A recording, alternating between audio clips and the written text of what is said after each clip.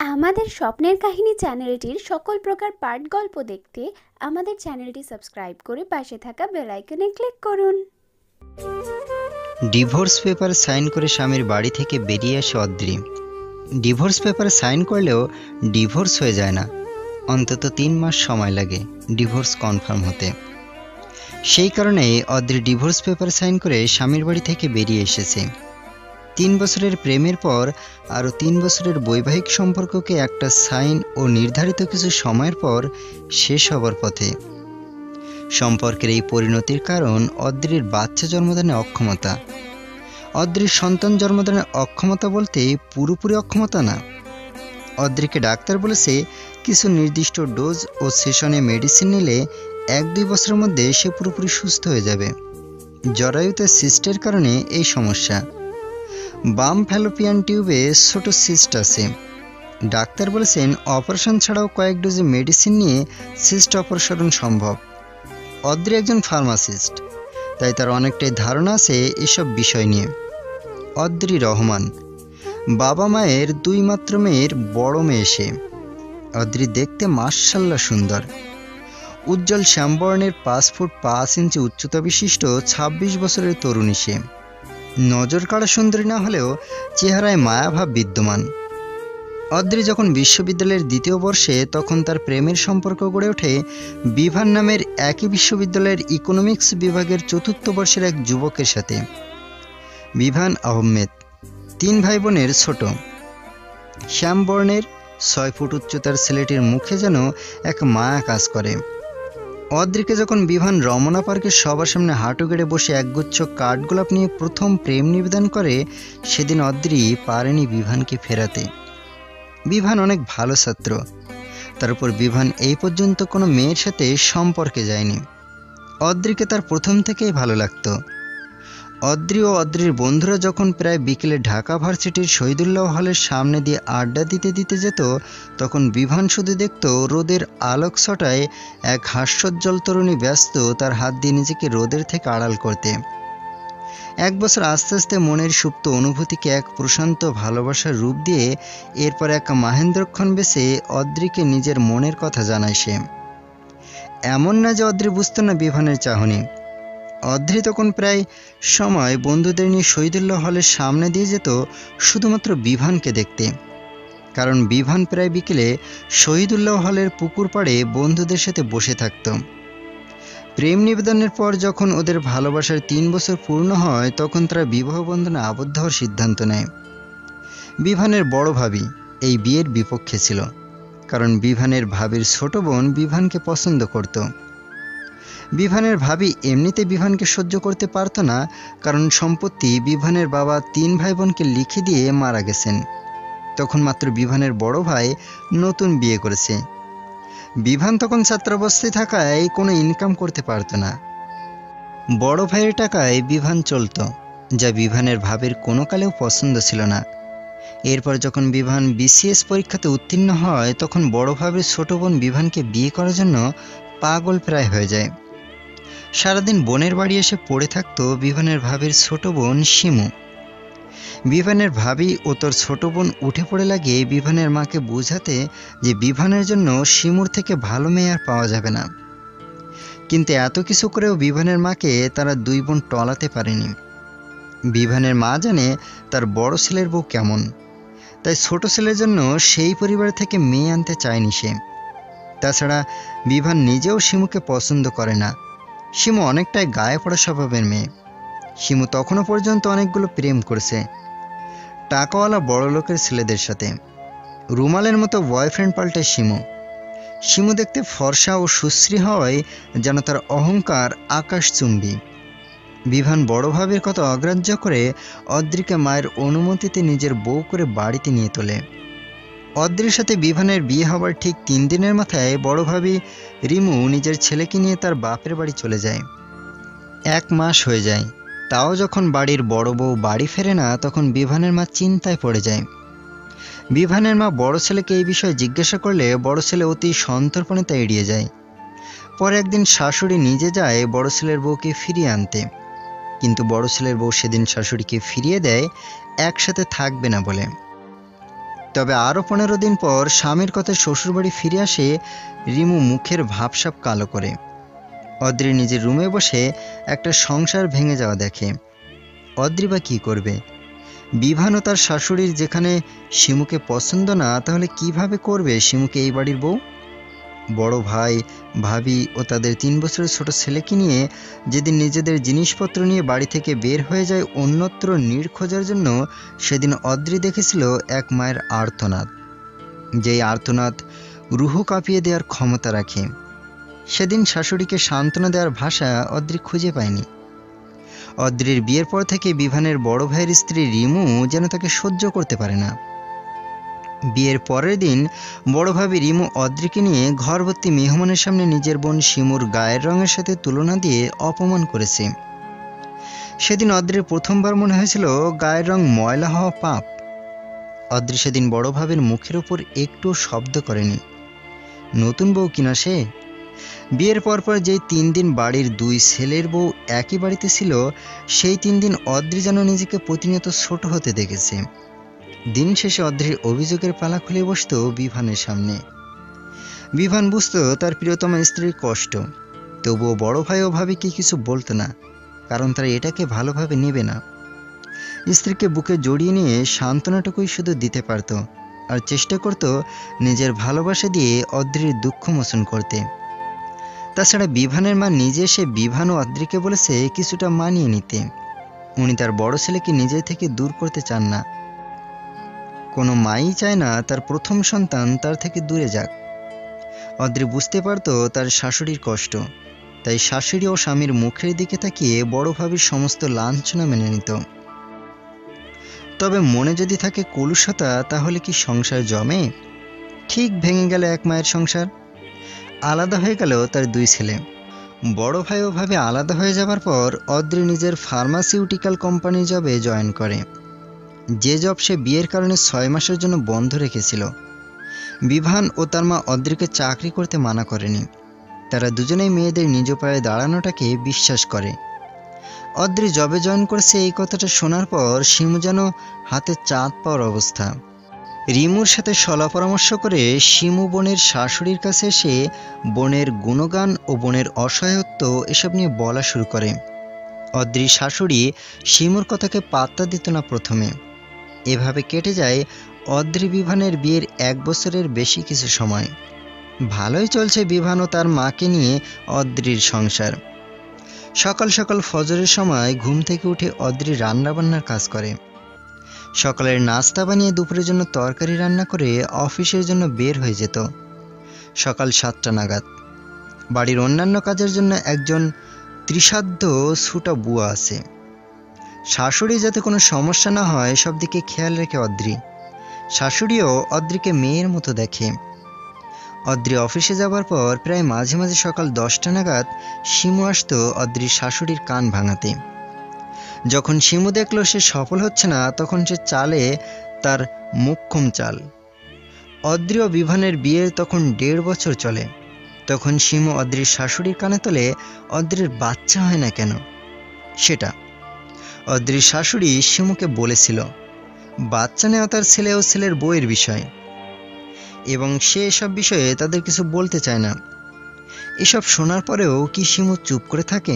না, শিমু এবার অদ্রির শাশুড়ি কানে ভরতে থাকে যে অদ্রির হয়তো কোনো সমস্যা আছে। অদ্রির শাশুড়ি প্রথমে এটাতে পাত্তা না দিলেও অনবরত শিমুর কান ভাঙানিতে প্রলুব্ধ হয়ে একদিন অদ্রিকে বলেই ফেলে বাচ্চার কথা। শাশুড়ির এহেন কথায় অদ্রি প্রথমে চমকে গেলেও পরে নিজেরও কেমন যেন লাগতে থাকে। তাই নিজেই যায় তার পরিচিত ডাক্তারের কাছে। ফার্মাসিস্ট হওয়ায় অনেক ডাক্তারের সাথে চেনা জানা আছে তার। ডাক্তারের সাথে অ্যাপয়েন্টমেন্টের জন্য ওয়েটিং রুমে বসে আছে অদ্রি। অদ্রির সারা শরীর মৃদু কম্পনে কম্পিত হচ্ছে বারংবার। ডাক্তারের কাছে চেক আপ করাতে এসেছে বাড়ির সবাইকে এই বিষয়ে অজ্ঞাত রেখে। অদ্রি নিজের স্বামী বিভানকেও এই ব্যাপারে কিছু জানায়নি, কারণ সে কখনো চায় না বিভানের থেকে দূরে যেতে। অদ্রি মনে মনে ভালো কিছু আশা করছে, আর এখন বাকিটা আল্লাহর ইচ্ছা। অদ্রি বাড়ির কাজের মহিলা রহিমার থেকে জানতে পেরেছিল যে বড় ভাবির ছোট বোন শিমু প্রায় এই বাড়িতে আসে আর বিভানের মায়ের সাথে অনেকক্ষণ গল্প করে। শিমুর এই বাড়িতে আসা নিয়ে অদ্রির কোনো সমস্যা নেই, কারণ শিমু তার বোনের শ্বশুর বাড়ি এসেছে, যেমনটা তার বোন মাঝে মাঝে আসে বেড়াতে। শিমুর এখানে আসা যাওয়া আছে এই খবরটা অদ্রি প্রথম কয়েকদিন যাওয়ার পর জেনেছিল। অদ্রি কখনো পাত্তা দেয়নি এই ব্যাপারে, কারণ দিন শেষে তার শাশুড়ি তার সাথে অমায়িক আচরণ করত, একদম নিজের মেয়ের মতো। অদ্রির শাশুড়ি নিজের মেয়ে ও অদ্রিকে অন্য চোখে দেখেনি, তবে ইদানিং উনি খুব অন্যরকম ব্যবহার করছেন অদ্রির সাথে। তিনি অদ্রির সাথে আগের মতো কথা বলেন না। শাশুড়ির এরকম বদলে যাওয়া দেখে অদ্রির মনে ক্ষীণ ভয়ের সৃষ্টি হয়েছে। এসব কল্পনা জল্পনার মাঝে পাশের সিটে বসে থাকা মেয়েটার দিকে নজর যায় অদ্রির। তার পাশের সিটে বসে আছে এক 7 মাসের প্রেগনেন্ট মেয়ে। মেয়ে বলছি কারণ প্রেগনেন্ট মেয়েটির বয়স 17-র বেশি হবে না। এত কম বয়সে প্রেগনেন্সির কারণে মেয়েটির চেহারার বেহাল দশা। মনে হচ্ছে একটা হাড্ডিসার মেয়ে বসে আছে তার পাশে, শুধুমাত্র পেটটা খানিকটা উঁচু। মেয়েটার সাথে তার মা, স্বামী ও শাশুড়ি এসেছে, কিন্তু তাদের মধ্যে শুধুমাত্র মেয়েটার মায়ের চোখে মেয়েটাকে নিয়ে শঙ্কা, আর বাকি দুজনের তো অনাগত সন্তান নিয়ে চিন্তা। এসব দেখে মনে মনে দীর্ঘশ্বাস ফেলে অদ্রি। এমন সময় রিসিপশন থেকে অদ্রি নাম ডাকলে অদ্রি দ্রুদ্রু মনে ডাক্তারের চেম্বারে প্রবেশ করে। ডাক্তারের সামনে বসে অদ্রি কিছুটা নার্ভাস হয়ে পড়ে। ডাক্তার হয়তো বিষয়টা আন্দাজ করতে পারলো, তাই ডাক্তার অদ্রিকে বলল, মিসেস অদ্রি, আপনি আপনার সমস্যা নির্দ্বিধায় আমাকে বলুন। ডাক্তারের কথায় অদ্রি নিজেকে ধাতস্থ করে সব সমস্যা খুলে বলে। সব শুনে ডাক্তার কিছু টেস্ট সাজেস্ট করে। এরপর ডাক্তারের ওখান থেকে বের হয়ে অদ্রি টেস্ট করতে যায়। অদ্রির মন অশনি সংকেত দিচ্ছে, বারবার মনে হচ্ছে কোনো খারাপ কিছু হতে চলেছে। সবগুলো টেস্ট করিয়ে বাড়ি ফিরে অদ্রি। আজ অফিস থেকে হাফ ডে করে ছুটি নিয়েছিল, তাই বিকেলের মধ্যে বাড়ি পৌঁছে যায়। বাড়ির গেটের কাছে যাওয়ার পর আজকে সে শিমুকে দেখতে পায়। শিমু প্রথমে অদ্রিকে দেখে হকচকিয়ে গেলেও অদ্রির বিমর্ষ মুখ দেখে বাঁকা হাসে। শিমুর এই বাঁকা হাসির কারণ আজ 3 দিন পর শিমু এই বাড়িতে এসে জানতে পেরেছে। অদ্রিকে তার শাশুড়ি বাচ্চার কথা বলেছে। শিমু জানে হয়তো সে বিভানকে নিজের করে পাবে না, কিন্তু সে বিভানকে আর অদ্রিকে সুখে থাকতে দেবে না। শিমু তার বোনের কাছ থেকে শুনেছিল অদ্রি নাকি রিমুর ছেলে রিহাবকে অনেক আদর করে। যে মেয়ে জায়ের সন্তানকে এতটা সন্তানতুল্য ভালোবাসে, সে কেন বিয়ের প্রায় 2 বছর হতে চলল তারপরেও কনসেপ্ট করছে না। এই ভাবনাটা শিমু ও রিমুর মাথায় আসার পরেই তার এই চালটা চালে। শিমু অদ্রির সাথে কোনোরূপ কথাবার্তা না বলে পাশ কাটিয়ে চলে যায়। অদ্রি শিমুর মুখে বাঁকা হাসি দেখে এবার ঠাওর করতে পারলো যে তার শাশুড়ির মাথায় এসব শিমুই ঢুকাচ্ছে, রিমুর সলা পরামর্শে। অদ্রি আর এসব ভাবতে চাচ্ছে না, আর এখন মানসিক প্রশান্তির প্রয়োজন। বাড়ির ভেতরে ঢোকার পরে অদ্রি দেখে তার শাশুড়ি সোফায় বসে পান বানাচ্ছে, আর একটু আগে শিমু চলে যাওয়ার দরুন সদর দরজা খোলা ছিল। অদ্রি তার শাশুড়িকে সালাম দিয়ে নিজের রুমের উদ্দেশ্যে পা বাড়ালে তার শাশুড়ি তাকে ডাকে, ছোট বৌমা, আজ এত তাড়াতাড়ি ফিরে এলে যে? তোমার তো ফিরতে প্রায় সন্ধ্যা হয়। শাশুড়ির মুখ থেকে নরম কণ্ঠে ডাক শুনে অদ্রির মন অনেকটাই ভালো হয়ে যায়, তবে সেটা বেশিক্ষণ স্থায়ী হয় না। শরীর খারাপ লাগছে নাকি? জি মা। আলহামদুলিল্লাহ, সুখবর পাবো হয়তো। শাশুড়ির এহেন মন্তব্যে অদ্রির মুখ কালো হয়ে যায়। অদ্রির শাশুড়ি যথেষ্ট বিচক্ষণ মহিলা, তবে তার মুখ থেকে এমন বাণী যেন অন্য কারো শেখানো বলি। কুচিন্তা ও কুবুদ্ধি মানব মস্তিষ্কে ধ্বংসের দিকে ঠেলে দেয়, যাতে সে নিজের বিচক্ষণতা হারায়। শাশুড়িকে মুখে কোনো প্রতিউত্তর না করে ইশারায় না বুঝে মাথা নিচু করে নিজের রুমে চলে যায়। অদ্রি এটাই বুঝতে পারছে না শিমু কেন এরকমটা করছে, কি স্বার্থ এতে তার। শিমু অবিবাহিত, তাহলে কেন তার ও বিভানের সংসার ভাঙার জন্য উঠে পড়ে লেগেছে? শিমু তো কোনো অবিবাহিত ছেলেকে বিয়ে করতে পারে, তাহলে কি সব রিমু ভাবির কারসাজি? রিমু ভাবি কোশমিনকালেও তাকে সহ্য করতে পারত না। না, সে আর এসব নিতে পারছে না। কালকে রিপোর্ট দেখে সে সিদ্ধান্ত নেবে কি করবে। অদ্রি মাইন্ড ফ্রেশ করতে শাওয়ার নিয়ে আসরের নামাজটা আদায় করে অনেকক্ষণ ব্যালকনিতে বসে গ্রিলের ফাঁক দিয়ে বিস্তর রক্তিম অম্বরের সূর্যের বিলীন হওয়া দেখতে লাগে। মাগরিবের আজান পড়ার পরে অদ্রি ঘুম দেয়। তার শাশুড়ি নামাজের পরে অদ্রিকে নিয়ে চা খাবে বলে ডাকতে আসে, কিন্তু এসে অদ্রিকে ঘুমন্ত অবস্থায় দেখে আর ডাকে না। রাত 9টা নাগাদ বিভান বাড়ি ফেরে। মায়ের সাথে ড্রয়িং রুমেই দেখা হয়ে যায়, তবে প্রতিদিনকার মতো অদ্রিকে দেখতে পায় না। নিজেদের রুমে গিয়ে অদ্রিকে এলোমেলো হয়ে ঘুমোতে দেখে ঠোঁটে ফুটে ওঠে সূক্ষ্ম হাসি। মেয়েটাকে এলোমেলো অবস্থায় তার কাছে বেশ লাগে। ওয়াশরুম থেকে ফ্রেশ হয়ে অদ্রিকে আলতো করে ডাক দেয়। বিভানের আদর মিশ্রিত ডাকে চোখ পিটপিট করে খোলে, এরপর উঠে বসে বলে, কখন এলে? সরি, আমি ঘুমিয়েছিলাম। অদ্রির কথায় বিভান আলতো হাসে। মেয়েটা খুব সরল, আর সরলতার কারণেই মা ও বউয়ের মাঝে সে সম্প্রীতি বজায় রাখতে পারে।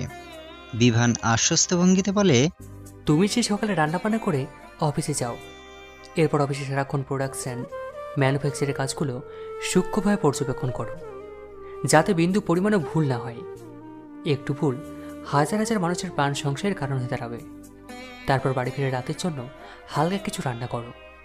আর আজ একদিন একটু ঘুমোতে তোমাকে সরি ফিল করতে হবে না আদ্রি পাখি। অদ্রির মনে যেন শীতল হাওয়া বয়ে যায়। বিভান সবসময় কেয়ারিং। সেদিন রাতে ওরা তিনজন প্রতিদিনকার মতো একসাথে খাবার খেয়ে ঘুমিয়ে পড়ে। পরের দিন সকালে আবার সেই প্রতিদিনকার মতো ব্যস্ত রুটিন। অদ্রির কোম্পানি কিছু নিউ ড্রাগ নিয়ে কাজ করছে। নিউ ড্রাগটা জার্মানিতে ইনভেন্ট হয়েছে। অনেক এক্সপেন্সিভ এই ড্রাগের ফর্মুলা। এই ড্রাগটা নিয়ে কাজ করার জন্য কিছু রিসার্চার ও প্রোডাকশনের অফিসার লাগবে। ড্রাগটা যেহেতু এক্সপেন্সিভ, তাই প্রোডাকশন অফিসাররা এগিয়ে আসতে ভয় পাচ্ছেন। বেলা 11টায় অদ্রির অফিসের ঠিকানায় হসপিটাল থেকে পার্সেল আসে। পিয়ন এসে যখন পার্সেলটা দিয়ে যায়, তখন অদ্রির হৃৎপিণ্ডের গতি যেন কয়েক গুণ বেড়ে গিয়েছে। কাঁপা কাঁপা হাতে পার্সেলটার ভেতর থেকে কালকের টেস্টের রিপোর্ট খোলার পর অদ্রির পুরো দুনিয়া যেন টলে উঠল। চোখে সব কিছু যেন ডুবন্ত প্রায় লাগছে। রিপোর্টে লেখা আছে, অদ্রির জরায়ুতে বাম ফ্যালোপিয়ান টিউবে সিস্ট আছে, তাই বেবি কনসিভ হচ্ছে না। তবে সঠিক চিকিৎসা নিলে সুস্থ হওয়া সম্ভব। এতটুকুন পড়ার পরে রিপোর্টটা অদ্রির হাত থেকে নিচে পড়ে যায়। নিজেকে ভারসাম্যহীন লাগছে অদ্রির। অদ্রি ভাবছে, এই কথাটা যদি তার শাশুড়ি জানতে পারে তাহলে কি হবে। তাকে তো সীমা অনেকটা পরিবর্তন করে ফেলেছে কান ভাঙানি দিয়ে। অদ্রি নিজের মনকে এবার শক্ত করে কিছু একটা ভাবে। যে কোনো উপায়ে যা কিছু করে বিভান যে তার ভালোবাসা, তার স্বামীকে একান্ত নিজের কাছে রাখার জন্য কিছু একটা ভেবে এরপর অফিসের নিউ ডাক্তার জন্য বসের কাছে যেয়ে বলে, স্যার, আমি নিউ ড্রাগটা নিয়ে কাজ করতে ইচ্ছুক। Are you sure Adri? এটা অনেক রিস্কি প্রজেক্ট। তোমার থেকে উপরের পোস্টের সিনিয়র প্রোডাকশন অফিসাররা যেখানে এই ড্রাগ নিয়ে কাজ করতে আগ্রহী না, সেখানে তুমি কেন এত আগ্রহ দেখাচ্ছ? তাছাড়া আমি জার্মানি থেকে একজন রিসার্চ এবং প্রোডাকশন অফিসার আনার ব্যবস্থা করব ভাবছি। অদ্রির কথার পরিপ্রেক্ষিতে অফিসের বস অদ্রিকে বলে। কালক্ষেপণ না করে অদ্রি আবার বলে, don't worry sir, I will handle. আমার বিশ্ববিদ্যালয় জীবনে আমি দায়িত্ব নিয়ে প্রজেক্ট রেডি করতাম বিভিন্ন ফার্মেসি সেমিনারের জন্য। ঠিক আছে অদ্রি, এই প্রজেক্টের জন্য তুমি ইন। বস এই কথা বলে চলে যেতে নিলে অদ্রি তাকে আটকিয়ে বলে, স্যার, ইয়েস। আমি অফিসে আমার জবের সেকশন চেঞ্জ করার কথা বলেছিলাম 6 মাস আগে। আমায় রিসার্চার হিসাবে কি নেওয়া যায়? I am sorry Adri, researcher হিসাবে তোমায় তার জন্য নিউ রিকোয়ারমেন্ট ফুলফিল করতে হবে। I am ready to fulfil. কিন্তু তুমি তো প্রোডাকশন অফিসার হিসাবে নিউ ড্রাগ প্রজেক্ট থাকছো, তাহলে?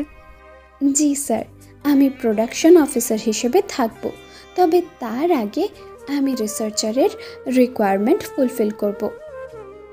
অদ্রির বস অদ্রির কথার ধরন বুঝতে না পেরে বলে, তুমি এক্স্যাক্টলি কি করতে চাইছো? আমার সব সময় নিউ কিছু নিয়ে কাজ করতে ভালো লাগে। আমি এই প্রজেক্টের পর একজন প্রফেশনাল রিসার্চার হিসেবে জয়েন করতে চাই এবং এই প্রজেক্টে যেন আমাকে রিসার্চ রিলেটেড কাজে রাখা হয়। অদ্রির বস শিওর হওয়ার জন্য বলে, দ্যাট মিশন, তুমি চাও তোমাকে যেন রিসার্চের কাজে অল্প হলেও ইনভলভ রাখা হয়? হাসি ফোটে অদ্রির মুখে। জি স্যার, আপনি আমার উপর ভরসা করতে পারেন। ওকে, এস ইউর উইশ। তুমি প্রোডাকশন অফিসার হয়েও রিসার্চের কাজে ইনভলভ থাকবে। বস চলে যেতে নিয়েও আবার বলে, must be sure, don't lose my exception. তুমি আমার ছোট বোনের মতো এবং আমি জানি তুমি কিছু ভেবেই বলছো। আমি তোমার উপর ভরসা করতে পারি। বস চলে যায় আর অদ্রির মুখে ফুটে ওঠে রহস্যময় হাসি। অদ্রি স্বগোক্তি করে আপন মনেই বলে, বারে বারে ঘুঘু তুমি খেয়ে যাও ধান, শেষবারে আমি তোমার বাঁধিব পরাণ। হেসে উঠে চলে যায় নিজের কাজে। সেদিন বাসায় গিয়ে আগের মতো থাকতে লাগে। অদ্রি কাউকেই কিছু জানায়নি এই ব্যাপারে। তাছাড়া বিভান এখনো বাচ্চা নেওয়া বিষয়ে কোনো কথা বলেনি। তবে এখন বলেনি তো কি হয়েছে, ভবিষ্যতে বলবে না তার কি গ্যারান্টি। তবে অদ্রি আস্তে আস্তে সব কিছু নিজে কন্ট্রোলে নিয়ে আসছে এবং অতি দ্রুত সে নিজের নির্ধারিত লক্ষ্যে পৌঁছিয়ে যাবে। অদ্রির জরায়ুর সিস্টা ফ্যালোপিয়ান টিউবের একটু ভেতরের দিকে, তাই সময়টা একটু বেশি লাগবে। তবে হতাশ হবার কিছু নেই, এই বিষয়টা অদ্রি নিজেও জানে। ডাক্তারের পরামর্শ মোতাবেক সে মেডিকেশন নিচ্ছে এবং বিয়ের পর যে কিছুটা ওজন বাড়ে গিয়েছিল সেটাকে কমানোর চেষ্টায় আছে। এদিকে শিমু কিছুদিন পর পর আসে আর বিভানের মায়ের কানে এ কথা সে কথা তোলে। বিভানের মা মাঝে মাঝে বিরক্ত হয়ে অদ্রিকে কথা শোনায়। অদ্রি বুঝতে পারছে যে শিমু তার স্নেহময়ী শাশুড়ির মনে তার জন্য তিক্ততা ও বিষ ভরে দিচ্ছে। এত সব জানার পরেও অদ্রি চুপ করে আছে, কারণ সে সঠিক সময়ের অপেক্ষায় অপেক্ষমান। অদ্রি কোনো কাঁচা কাজ করে না। ফার্মেসি নিয়ে তার পড়াশোনার মূল উদ্দেশ্য ছিল সায়েন্টিস্ট হওয়া। অদ্রি সায়েন্টিস্ট হয়ে এমন কিছু নিয়ে রিসার্চ করতে চায় যা তাকে সাফল্যের ধার প্রান্তে নিয়ে যাবে। হসপিটাল থেকে রিপোর্ট পাওয়ার পর 3 মাস অতিক্রম করে ফেলেছে। এখন অদ্রি ও বিভানের বিয়ের 2 বছর 2 মাস চলে। অদ্রি নিউ প্রজেক্টের কাজ খুব মনোযোগ দিয়ে করে, কোনো রকম ভুল সে করতে নারাজ। এই নিউ ডিরেক্টর নির্ধারণ করবে অদ্রির পরিকল্পনার বাস্তবায়ন। ইদানিং শাশুড়ির বাচ্চা নিয়ে কথাবার্তা যেন বেড়েই চলেছে। অদ্রি জানে এটা স্বাভাবিক, সব সংসারে শাশুড়ি বাচ্চার জন্য বলতে থাকে বিয়ের কিছু সময় পর থেকে। সেদিক দিয়ে অদ্রির শাশুড়ি অনেকটাই সহনশীল। শিমু ও রিমুর কুচক্রের কারণে তার শাশুড়ির দিন দিন অসহনশীল হয়ে যাচ্ছে। যেই শাশুড়ি এতদিন অদ্রিকে মেয়ের মতো দেখত ও ভালোবাসত, আজ সেই শাশুড়ি তাকে ছেলের বউয়ের অন্যথায় কিছু ভাবতে পারছে না। অদ্রি জানে রিমু ভাবির সম্পত্তির প্রতি লোভ বেশি। সম্পত্তির লোভের কারণে নিজের কুয়ো সেচে বেড়ানো বোনের সাথে দেবরের বিয়ে দিতে উঠে পড়ে লেগেছিল। শেষ পর্যন্ত সফল হয়নি, তবে বিয়ে দিতে সফল না হলেও এখন ঘর ভাঙার চেষ্টা চালিয়ে যাচ্ছে। আর বড় ভাই, সে তো বউ যা বলে সব সত্য মানে। এক কথায় তার বউ তাকে ও তাদের একমাত্র ছেলে রিহাবকে ছেড়ে চলে যাবার ভয় দেখায় যদি তার বিরুদ্ধে কিছু বলে। তো বড় ভাই জানেও না যে তার বউ ও শালি মিলে কি ষড়যন্ত্র করছে। মা ও ছোট ভাইয়ের সাথে যোগাযোগ তো আছেই, এবং কোনো উৎসব মুখর পরিবেশে সে নিজের স্ত্রী ও ছেলেকে নিয়ে মা, ছোট ভাই ও ছোট ভাইয়ের স্ত্রীর সাথে পালন করতে আসে।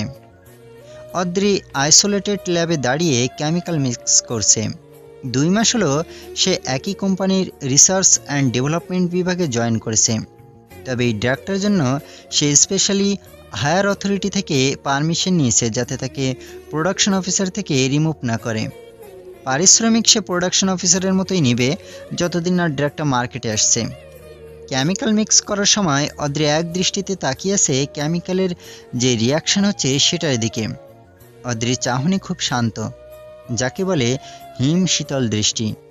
কিছু মানুষ ঠান্ডা মাথায় কাজ করে আর তারাই তাদের লক্ষ্যে বিনা বাধায় পৌঁছায়।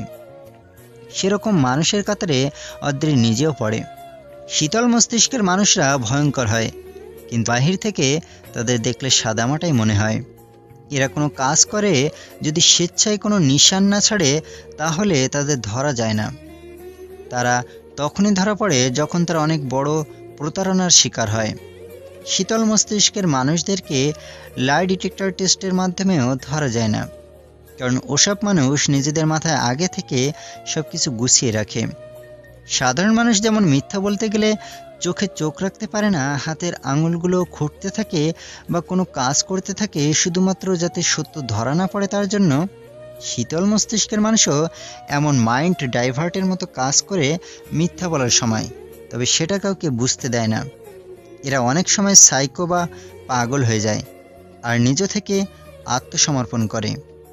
এদের ওই রকম পরিণতির কারণ হয় অতিরিক্ত সিক্রেট নিজের মস্তিষ্কে জায়গা দেওয়ার কারণে, এবং হিউম্যান সাইকোলজি মোতাবেক এরা অনেক সময় অতিরিক্ত ক্রাইম করে নিজের কাছেই শেষ পর্যন্ত নিজেকে শেষ করার পরিকল্পনা করে।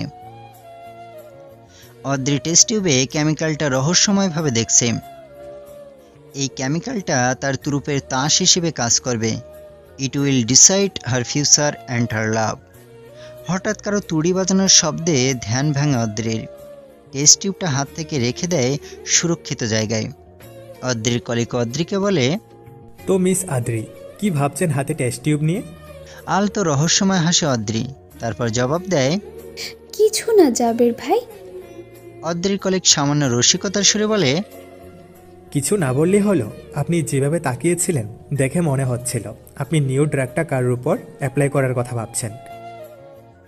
জাবিরের কথায় একটু বিচলিত হলো না অদ্রি, বরং মুচকে হেসে বলল, আপনি দেখি বুঝে গেলেন। আমিও ভাবছি কার উপর এটা অ্যাপ্লাই করা যায়। জাবিরের মুখ দেখে অদ্রির মনে হলো জাবির সামান্য ভয় পেয়ে গেছে। হাসল অদ্রি, এরপর আবার নিজের কাজে মন দিল। জাবির স্বভাবত ভীতু। সে এই ড্রাগটা নিয়ে রিসার্চ করতে চায়নি, কারণ সে এখনো বিয়ে করেনি। ড্রাগটা যেহেতু পুরুষদের পুরুষত্ব কিছু নির্দিষ্ট সময়ের জন্য অকার্যকর করার জন্য। এই ড্রাগটা কোনো পুরুষের শরীরে ইনজেক্ট করলে বা কোনোভাবে শরীরে প্রবেশ করালে সেই পুরুষ একটা নির্দিষ্ট সময়ের জন্য নিজের সিমেন দ্বারা কোনো নারীকে প্রেগনেন্ট করতে পারবে না। জাবির বসকে সবার সামনে বলেছিল সে অন্য ড্রাগের প্রজেক্টে যেতে চায়, তবে বস রাজি হয়নি, কারণ জাবির একজন ভালো রিসার্চার। জাবির ভীতু কণ্ঠে অদ্রিকে প্রশ্ন করে, আর ইউ সিরিয়াস আদ্রি? আপনি কি সত্যি সত্যি কারোর উপর ড্রাগটা প্রয়োগ করার কথা ভাবছেন? অদ্রি এবার খিলখিল করে হেসে ফেলে। অদ্রির হাসি দেখে জাবিরের মুখটা পাংশুটি হয়ে গেছে, এটা অদ্রি খেয়াল করেছে। অদ্রি হাসি থামিয়ে ঠোঁট সামান্য কামড়িয়ে বলে, ইয়েস, আই এম সিরিয়াস। আমি এটা অবশ্যই কারো উপর প্রয়োগ করব। জাবির তোতলানো স্বরে বলে, কাকা, কার উপর? মুচকে সে অদ্রি বলে, আমার হাজব্যান্ডের উপর। জাবির বেকুবের মতো মুখ বানিয়ে অদ্রির মুখ পানে তাকিয়েছে। তারপর সে হড়বড়িয়ে বলে, কি বলছেন আপনি? আপনি আপনার হাজবেন্ডের উপর এটা কেন প্রয়োগ করবেন? তাছাড়া আপনাদের এখনো বেবি হয়নি। আপনি জানেন তো এটা শরীরে প্রবেশ করার পর নির্দিষ্ট সময় কার্যকর থাকে, এবং সেই নির্দিষ্ট সময়ের আগে অবশ্যই এর অ্যান্টিডোট শরীরে প্রবেশ করাতে হয়, না হলে সেই পুরুষ সারা জীবনের মধ্যে তার সক্ষমতা হারাবে। জাবিরের প্রতিটা কথা অদ্রি মুখে হাসি ঝুলিয়ে রেখেই শুনেছে, এবং এই হাসি দেখেই যেন জাবিরের শরীর হিম হবার উপক্রম। অদ্রির কাছে অন্তত তাই মনে হলো। অদ্রি এবার ভাবল জাবিরের ভয় আগ বাড়ানো ঠিক হবে না, তাই সে কথা কাটাতে বলে, কুল ডাউন জাবির ভাই, আমি তো আপনার সাথে রসিকতা করছিলাম, আর আপনি কিনা সিরিয়াসলি নিয়ে নিলেন। জাবির যেন হাফ ছেড়ে বাঁচে, তারপর তটস্থ করার মতো সুরে বলে, এরকম মজা করবেন না মিসেস আদ্রি। আপনার বলার ধরনে আমি প্রচণ্ড ভয় পেয়ে গিয়েছিলাম। অদ্রি ভাবলেশীনভাবে বলে, আমি তো প্রথমে বলেছিলাম যে আমি কিছু ভাবছি না, কিন্তু আপনি তো কথাটাকে পেঁচালেন, তাই আমিও একটু পেঁচালাম আর কি। আমি কি করে জানবো যে আপনি এইভাবে ভয়ঙ্কর মজা করবেন? জানলে আমি বলতাম না। অদ্রির কথার বিপরীতে জাবির বলে। অদ্রি এবার ডোন্ট কেয়ার ভাব নিয়ে বলে, আমি আমার হাজব্যান্ডকে মাত্রাতিরিক্ত ভালোবাসি, এবং সে নিজেও আমাকে ভালোবাসে। তাহলে আমি কেন তাকে এই ড্রাগ ইনজেক্ট বা তার শরীরে প্রবেশ করাবো? আপনিও না জাবির ভাই, মজা করে বলা কথা বোঝেন না। অদ্রি আবার মুখে রহস্যময়ী হাসি টেনে বলে,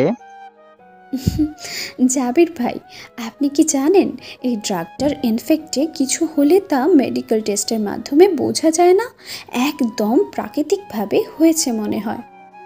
জাবির ঘামতে থাকে অদ্রির কথায়। জাবির আর কথা না বাড়িয়ে চলে যায় সেখান থেকে নিজের কাজে। অদ্রি মনে মনে বলে, আমি বাধ্য কাজটা করতে, নিজের মানুষকে নিজের কাছে রাখার জন্য। তাছাড়া এই ড্রাগটা আমি বিভানকে দেব, এবং মেয়াদ শেষ হবার আগেই অ্যান্টিডট দিয়ে দেব। তাহলে শিমু ও রিমু ভাবির পরিকল্পনা বাস্তবায়ন হবে না। But I can't lose Bivan. He will be mine forever at any cost. এরপর দিন অদ্রি ইচ্ছা করে অফিসে যায়নি, ছুটি নিয়েছে বসের থেকে। অদ্রিদের ছোট বুয়া বলছে শিমু সপ্তাহে 2 দিন আসে, সোমবার ও বৃহস্পতিবার। আজকে সোমবার, তাই অদ্রি দেখতে চায় শিমুর ব্যবহার।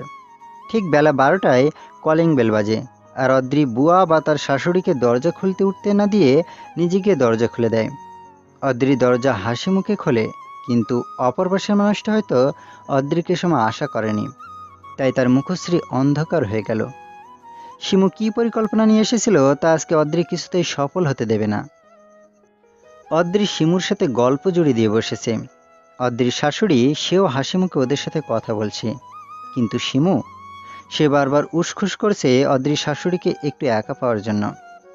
অদ্রি তো অদ্রি, সে আজকে বুয়াকে সব বুঝিয়ে দিয়েছে যাতে তাকে সাহায্য করে। দুপুরের খাবার খেয়ে অদ্রির শাশুড়ি নিজের রুমে ঘুমাতে চলে যায়। শিমু সেটা দেখে নিজেও যেতে নেয়, কিন্তু তখনই তার পথ রোধ করে দাঁড়ায় অদ্রি। অদ্রি শিমুকে হাসি মুখে বলে, শিমু চলো না আর একটু গল্প করি। রিমু ভাবি থাকলে তার সাথে গল্প করতে পারতাম, কিন্তু এখন নিজের জীবনটাকে রোবটের মতো লাগে। সারা দিন অফিস করে রাতেই একটু সময় পাই, আর সেটা বিভানের সাথে কোয়ালিটি টাইম স্পেন্ড করি। গার্লস টপিকে তো এখন কথাই হয় না কারোর সাথে। আজ অনেক দিন পর কাউকে পেয়েছি, চলো ছাদে যাই। কথাগুলো বলে অদ্রি ছাদের উদ্দেশ্যে পা বাড়ায়। অজ্ঞতা শিমুকেও অদ্রির সাথে যেতে হয়। অদ্রি ও বিভানের বিয়ের 2.5 বছর হয়েছে। অদ্রির শাশুড়ি বিভানকেও বাচ্চা নেওয়ার কথা বলেছে 2-3 বার, তাই বিভান ভাবল আজকে অদ্রিকে বলবে বাচ্চা নেওয়ার কথা। অনেক তো সময় হলো। বিভান ও অদ্রি দুজনে এখন নিজের ক্যারিয়ারে সাকসেসফুল। 1 সপ্তাহ আগে অদ্রির নিউ ড্রাগ প্রজেক্ট সাকসেসফুলি শেষ হয়েছে, তবে ড্রাগটা এখনই বাজারজাত করবে না। আগের অ্যান্টিডোট জার্মানি থেকে আনানো হবে। রাতের বেলা বিভান অদ্রিকে জড়িয়ে ধরে বিছানার বোর্ডের সাথে হেলান দিয়ে বসে আছে। অদ্রি চুপ করে স্বামীর বুকে মাথা রেখে বসে আছে। কিছু সময় অতিবাহিত হবার পর বিভান বলে, অদ্রি পাখি, হুম, তোমাকে একটা কথা বলবো। বলো। এতে অনুমতি নেওয়ার কি আছে বিভান? না, আসলে মা বলছিল আমাদের একটা বাচ্চা নেওয়া উচিত। ও, তুমি কিছু বলবে না? বলবো তো। তাহলে বলো। শুধু কি মা বলেছে নাকি তুমিও? মায়েরটা মা আমায় বলেছেন, এখন তুমি তোমারটা বলো। বিভান বুক ভরে শ্বাস নেয়, আর অদ্রি বিভানের বুক থেকে মাথা উঁচিয়ে বিভানের মুখের দিকে তাকিয়েছে। বিভান বলে, আমার মনে হয় এখন বাচ্চা নেওয়া ভালো হবে। বিভানের কথায় অদ্রি প্রতিউত্তর করে না। অদ্রির রেসপন্স না পেয়ে বিভান বলে, কিছু বলছো না যে? অদ্রি বলে, কি বলবো? বাচ্চা আসলে অবশ্যই নেব। বিভান বুঝল না অদ্রির কথা, তবে সে আজ তার প্রিয়তমাকে কাছে পেতে চায়। প্রিয়তমার ভালোবাসায় সিক্ত করতে চায় নিজেকে। অদ্রি বাধা দেয় না বিভানকে। অদ্রি নিজেও ডুবে যায় তার প্রাণ পুরুষের ভালোবাসায়। তবে সে তার পরিকল্পনা কালকে থেকে শুরু করবে। আজকে স্বামীর ভালোবাসায় শিখতে হবে। সময় নদীর স্রোতের মতোই বহমান। সময়ের সাথে ঘটে অনেক অনাকাঙ্ক্ষিত উত্থান পতন। ঠিক তেমনই বিভান ও অদ্রির জীবনে চলেছে কিছু দুঃসময়। বিভান অদ্রিকে বাচ্চার কথা বলার প্রায় 3 মাস হয়ে গেছে। অদ্রি এখনো কনসিভ করেনি। এদিকে বিভানের মা অনবরত বাচ্চার কথা বলে মুখের ফেনা তুলে ফেলেছে। তাছাড়া ওনার এরকম বাচ্চার জন্য অধৈর্য হবার কারণটা সত্যি বলতে পুরোপুরি ভুল নয়। বিভান ও অদ্রির বিয়ের 3 বছর প্রায় হতে চলল, এবং বিভান সেদিন তার মাকে আশ্বাস দিয়েছে তারা জলদি বাচ্চা নেওয়ার প্ল্যান করছে। বিভানের মা একদিকে ছেলের কথায় আশায় আছে, আরেকদিকে শিমুর প্রতিনিয়ত উস্কানিমূলক পরামর্শ। অদ্রি আবার বাসার 2 জায়গায় সিক্রেট ক্যামেরা ফিট করেছে, সাথে কিছু মাইক্রোচিপ। এই সিক্রেট ক্যামেরার রেকর্ডিং অদ্রি অফিস থেকে ফেরার পথে দেখে, এবং বাসায় এসে বিভান না ফেরার আগ পর্যন্ত দেখে। সিক্রেট ক্যামেরা ড্রয়িং রুমে এবং বিভানের মায়ের রুমে লাগানো, আর মাইক্রোচিপ আরও কয়েকটা জায়গায় এক্সট্রা লাগানো আছে। এসবের বদৌলতে অদ্রি জানতে পারে বাড়িতে কি হচ্ছে। অদ্রি আবারও ডাক্তারের কাছে গেছে। চেক আপ করে ডাক্তার বলল, মিসেস অদ্রি, আপনি কিছুটা রিকভার করেছেন, তবে অনেক স্লোভাবে। সিস্টটা ক্রমশ ছোট হচ্ছে। আল্লাহ চাইলে আর 3 মাস পর কনসিভ করতে পারবেন, যদি আপনারা কোনো প্রিকশন না নিন তবেই। কিন্তু আমি বলবো, আপনারা যখন এত সময় অপেক্ষা করছেন, তাহলে আরও কয়েক মাস অপেক্ষা করুন। জি ডক্টর, আমি অপেক্ষা করব। By the way, Mrs Adri, আপনি আগেরবারও একা এসেছেন এবং এবারও একা আসলেন। আপনার হাজব্যান্ড কোথায়? অদ্রি ডাক্তারের কথায় থম মেরে যায়। কি জবাব দিবে সে তো বিভানকে জানায়নি এই ব্যাপারে কিছু। অদ্রির জবাব না পেয়ে ডাক্তার আবার বলে, আপনার হাজব্যান্ডকে আমার এ বিষয়ে জানানো প্রয়োজন। হাজব্যান্ড বা বাড়ির কাউকে নেক্সট অ্যাপয়েন্টমেন্টে নিয়ে আসবেন। আমরা রোগীকে তার রোগ সম্পর্কিত অবগত করতে চাই না, কারণ এতে রোগী অনেকটাই মানসিকভাবে ভেঙে পড়ে। জি ডাক্তার, পরের বার থেকে কাউকে সাথে করে নিয়ে আসব। ঠিক আছে, আর ওষুধগুলো ঠিক মতো খাবেন। অদ্রি ডাক্তারের চেম্বার থেকে বেরিয়ে আসে। অদ্রি নিজের মনে দীর্ঘশ্বাস লুকাতে ব্যস্ত। আর এদিকে কেউ একজন অদ্রিকে গাইনি বিভাগ থেকে বের হতে দেখে ফেলেছে। আর সেই মানুষটা ভাগ্য করে রিমু দ্বিতীয়বারের মতো প্রেগনেন্ট। তাই সে ডাক্তারের কাছে এসেছে চেক আপ করতে। রিমুর সাথে অবশ্য তার স্বামী বিভানের বড় ভাই ইভান এসেছে। ইভান একটা জরুরি কল করার কারণে হসপিটালের ভেতরে ওয়েটিং রুমে রিমুকে ও রিহাবকে দেখে বাইরে গেছে। ইভান অদ্রিকে দেখেনি। এমনকি অদ্রি হসপিটাল থেকে বের হচ্ছে আর ইভান ভেতরে ঢুকছে, তারপরেও না অদ্রি খেয়াল করছে আর না ইভান। রিমু অদ্রিকে যেই ডাক্তারের চেম্বার থেকে বের হতে দেখেছে, সে নিজেও সেই ডাক্তারের কাছে অ্যাপয়েন্টমেন্ট নিয়েছে। রিমু যেন হাতির পা দেখে ফেলেছে। সে এবার ধামাকা করবেই। রিমু জানে তার শাশুড়ি অদ্রির উপর নারাজ। আর 2 দিন আগের সে রিমুর দ্বিতীয়বার প্রেগনেন্সির কথা শুনে অনেক খুশি হয়েছেন। এবং সেই সাথে রিমুর সাথে ফোনে কথা বলা অবস্থায় অদ্রিকে কিছু কটু কথা শুনিয়েছে। তাহলে এত বড় একটা সুযোগ তার হাতে এসেছে, সে কি সেটা ছেড়ে দিবে? অদ্রি বাড়িতে এসে ফ্রেশ হয়ে কিছুক্ষণ রেস্ট নেয়। তারপর রান্নাঘরে যায় দুপুরের খাবার বানাতে। অদ্রি আজকে অফিসে যায়নি। আসলে শরীর খারাপ, সাথে মন খারাপ, তাই আজ ছুটি নিয়েছে। ছুটি যেহেতু নিয়েছে, তাই ডাক্তারের কাছ থেকেও চেক আপ করে আসলো। দুপুরের রান্না প্রায় শেষ। আজকে আবার ইভান ভাইয়া, রিমু ভাবি ও রিহাব আসবে। হঠাৎ কলিং বেলের শব্দে অদ্রি গ্যাস অফ করে দরজা খুলতে যায়। দরজা খুলে অপর পাশে ভাসুরের বউ ও তাদের ছেলেকে দেখে অদ্রির মুখে হাসি ফুটে ওঠে। অদ্রি তাদের সালাম দিলে ইভান খুব হাসি মুখে সালামের জবাব দেয়। কিন্তু রিমু মুখ ভেংসি দিয়ে বাড়ির ভেতরে ঢুকে যায়।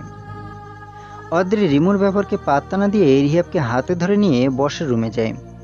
ইভান যে তার মাকে সালাম দেয়। অদ্রি ওদেরকে বসতে বলে শরবত আনতে যায়। অদ্রি শরবত এনে সোফার সামনের টেবিলে রাখলে তখনই রিহাব আর তার কাকিমণির কোলে চড়ে বসে। রিহাব মাত্র 5 বছরের। রিহাব দেখতে তার বাবার মতো হয়েছে। রিহাবকে অদ্রি কোলে যেতে দেখে হয়তো রিমুর ভালো লাগেনি, তাই সে বাঁকা চোখে অদ্রির দিকে তাকিয়েছে। অদ্রি এসব দিক ঠিকই লক্ষ্য করেছে। তাছাড়া রিমু এ বাড়িতে আসবে আর তার শাশুড়ি কোনো কান ভাঙাবে না, তা তো আর হয় না। দুপুরের একটু আগে বিভান অফিস থেকে ছুটি নিয়ে চলে এসেছে। আজকে পুরো পরিবার একসাথে। বিভান এসে থেকে রিহাবের সাথে খেলছে। ওদের দেখে মন হচ্ছে না ওরা চাচা ভাতিজা, দেখে মনে হচ্ছে বাপ ছেলে। এসব দেখে অদ্রির মনে অনুশোচনা হলেও তার কিছু করার নেই। সে বাদ দিয়ে সব করতে। অদ্রি কখনোই বিভানকে ছাড়তে পারবে না। আর ডাক্তার তো বলেছে সুস্থ হচ্ছে সে। প্রায় 9-10 মাস যাবৎ সে চিকিৎসা নিচ্ছে এবং অনেকটা ইমপ্রুভ হয়েছে। দুপুরের খাবারের পর্ব শেষ হবার পর রিমু এমন একটা কথা বলল যে সবাই স্তব্ধ হয়ে গেছে। রিমুর হাতে অদ্রির রিপোর্ট। অদ্রি সেটা দেখে অবাক, কারণ কোনো হসপিটাল অনুমতি ও প্রমাণ ব্যতীত কারো রিপোর্ট অন্য কাউকে দেয় না। তাহলে রিমু পেল কোথা থেকে? রিমু হয়তো অদ্রির হাবভাবে অবাক হওয়াটা বুঝতে পেরেছে, তাই রিমু বলে, আমি আজকে যখন হসপিটালে চেক আপ করাতে গেলাম, তখন আদ্রিকে দেখলাম ডাক্তারের চেম্বার থেকে বের হলো। আর তাই ডাক্তার ও নার্সদের বাড়ির লোক বলার পরেও অনেকবার তাদেরকে বলার পরে আমাকে রিপোর্ট দিল। আজকে যদি রিপোর্টটা হাতে না পেতাম, তাহলে তো জানতেই পারতাম না যে আদ্রি মা হতে পারবে না। রিমুর কথায় বিভান নিষ্পলকভাবে অদ্রির দিকে তাকিয়েছে। বিভান জানে না আজকে কি ঘটতে চলেছে, তবে এটুকু বুঝতে পেরেছে আজকে তার বড় ভাবে কোনো ক্রমে ক্ষান্ত হবে না। বড় ভাবে আজকে কোমর বেঁধে নেমেছে অদ্রিকে অপমান করে কষ্ট দিতে। তাছাড়া বিভানের মা, সে তো তার ছোট ছেলের ঘরে নাতি নাতনি দেখার জন্য উদগ্রীব হয়ে আছে। মাকে কিভাবে বুঝাবে বিভান? সে তো নিজেকে সামলাতে পারছে না। বিভান সেদিন অদ্রিকে বাচ্চা নেওয়ার কথা বলেছিল তার মায়ের কথায়, না হলে অদ্রিকে সে বাচ্চার কথা বলতো কি না তা সে জানে না। বিভান বাচ্চা নিতে চায় না বিষয়টা এমন না, বিভান বাচ্চা নিতে চায়, তবে ভয় হয় দুই ধরনের। প্রথম ভয়, বিভান সচক্ষে দেখেছে তার বড় ভাবিকে। তার বড় ভাবি রিহাবের জন্মের পর থেকেই কেমন যেন বদলে যেতে শুরু করেছিল। বড় ভাবি রিমু রিহাবের জন্মের আগে মায়ের সাথে সাহায্য করত, মাকে অনেকটাই মেনে চলত, তবে রিহাবের জন্মের পর থেকে যেন মাকে মানতেই চায় না। এমনকি বড় ভাইকেও সবসময় চুপ করিয়ে রাখে। সারা জীবন তার মা 3 ছেলে মেয়েকে আদর ও আদব দিয়ে মানুষ করেছে, কখনো যেন কারোর সাথে অন্যায় না করে। কিন্তু সে নিজে কি পেল? শেষ বয়সে সে বড় ছেলের বউয়ের অবহেলা। অদ্রি কখনো মায়ের মুখের ওপর কিছু বলেনি, কারণ অদ্রিকে বিভান বিয়ের আগে বলে দিয়েছে যেন তার মাকে তার বড় ভাবির যেমনটা ট্রিট করে সে যেন এরকমটা না করে। অদ্রি ওই সময় বলেছিল, তোমার মা মানে আমারও মা, আমি কেন তাকে অন্য চোখে দেখব? তাকে আমি আমার মায়ের মতোই ভালোবাসবো যদি সে আমাকে মেয়ে ভাবতে পারে। বিভান সেদিন হেসেছিল তৃপ্তির হাসি।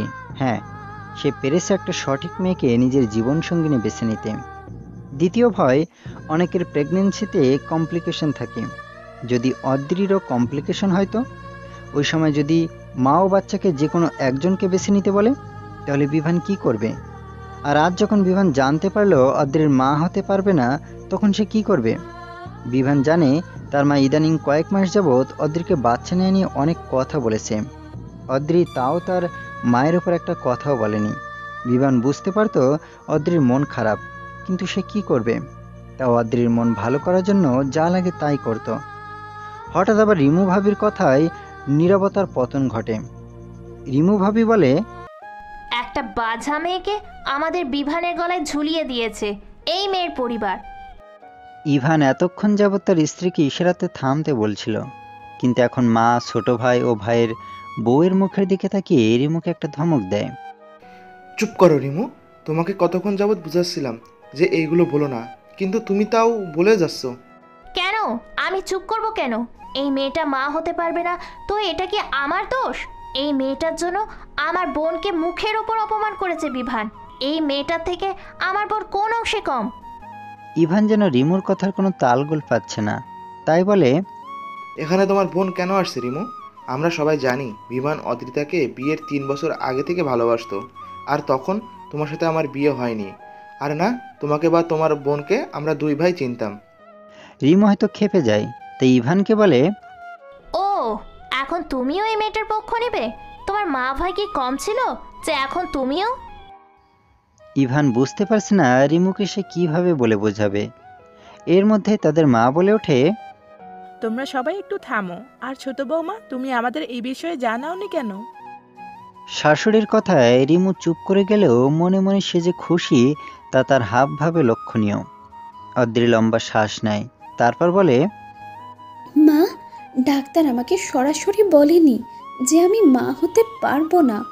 ডাক্তার বলেছে আমার বাম ফ্যালোপিয়ান টিউবে সিস্ট আছে এবং সেটা অপারেশন সম্ভব নিয়মিত মেডিকেশনের মাধ্যমে। আমি 9 মাস যাবৎ মেডিসিন নিচ্ছি এবং আজকে ডাক্তার বলেছে আর 3 মাস পর আমি বেবি কনসিভ করতে পারবো। তবে আরও কয়েক মাস যদি অপেক্ষা করি তবে ভালো। আপনাদের বলিনি যাতে আপনারা টেনশন না করেন, তার জন্য আমি সরি।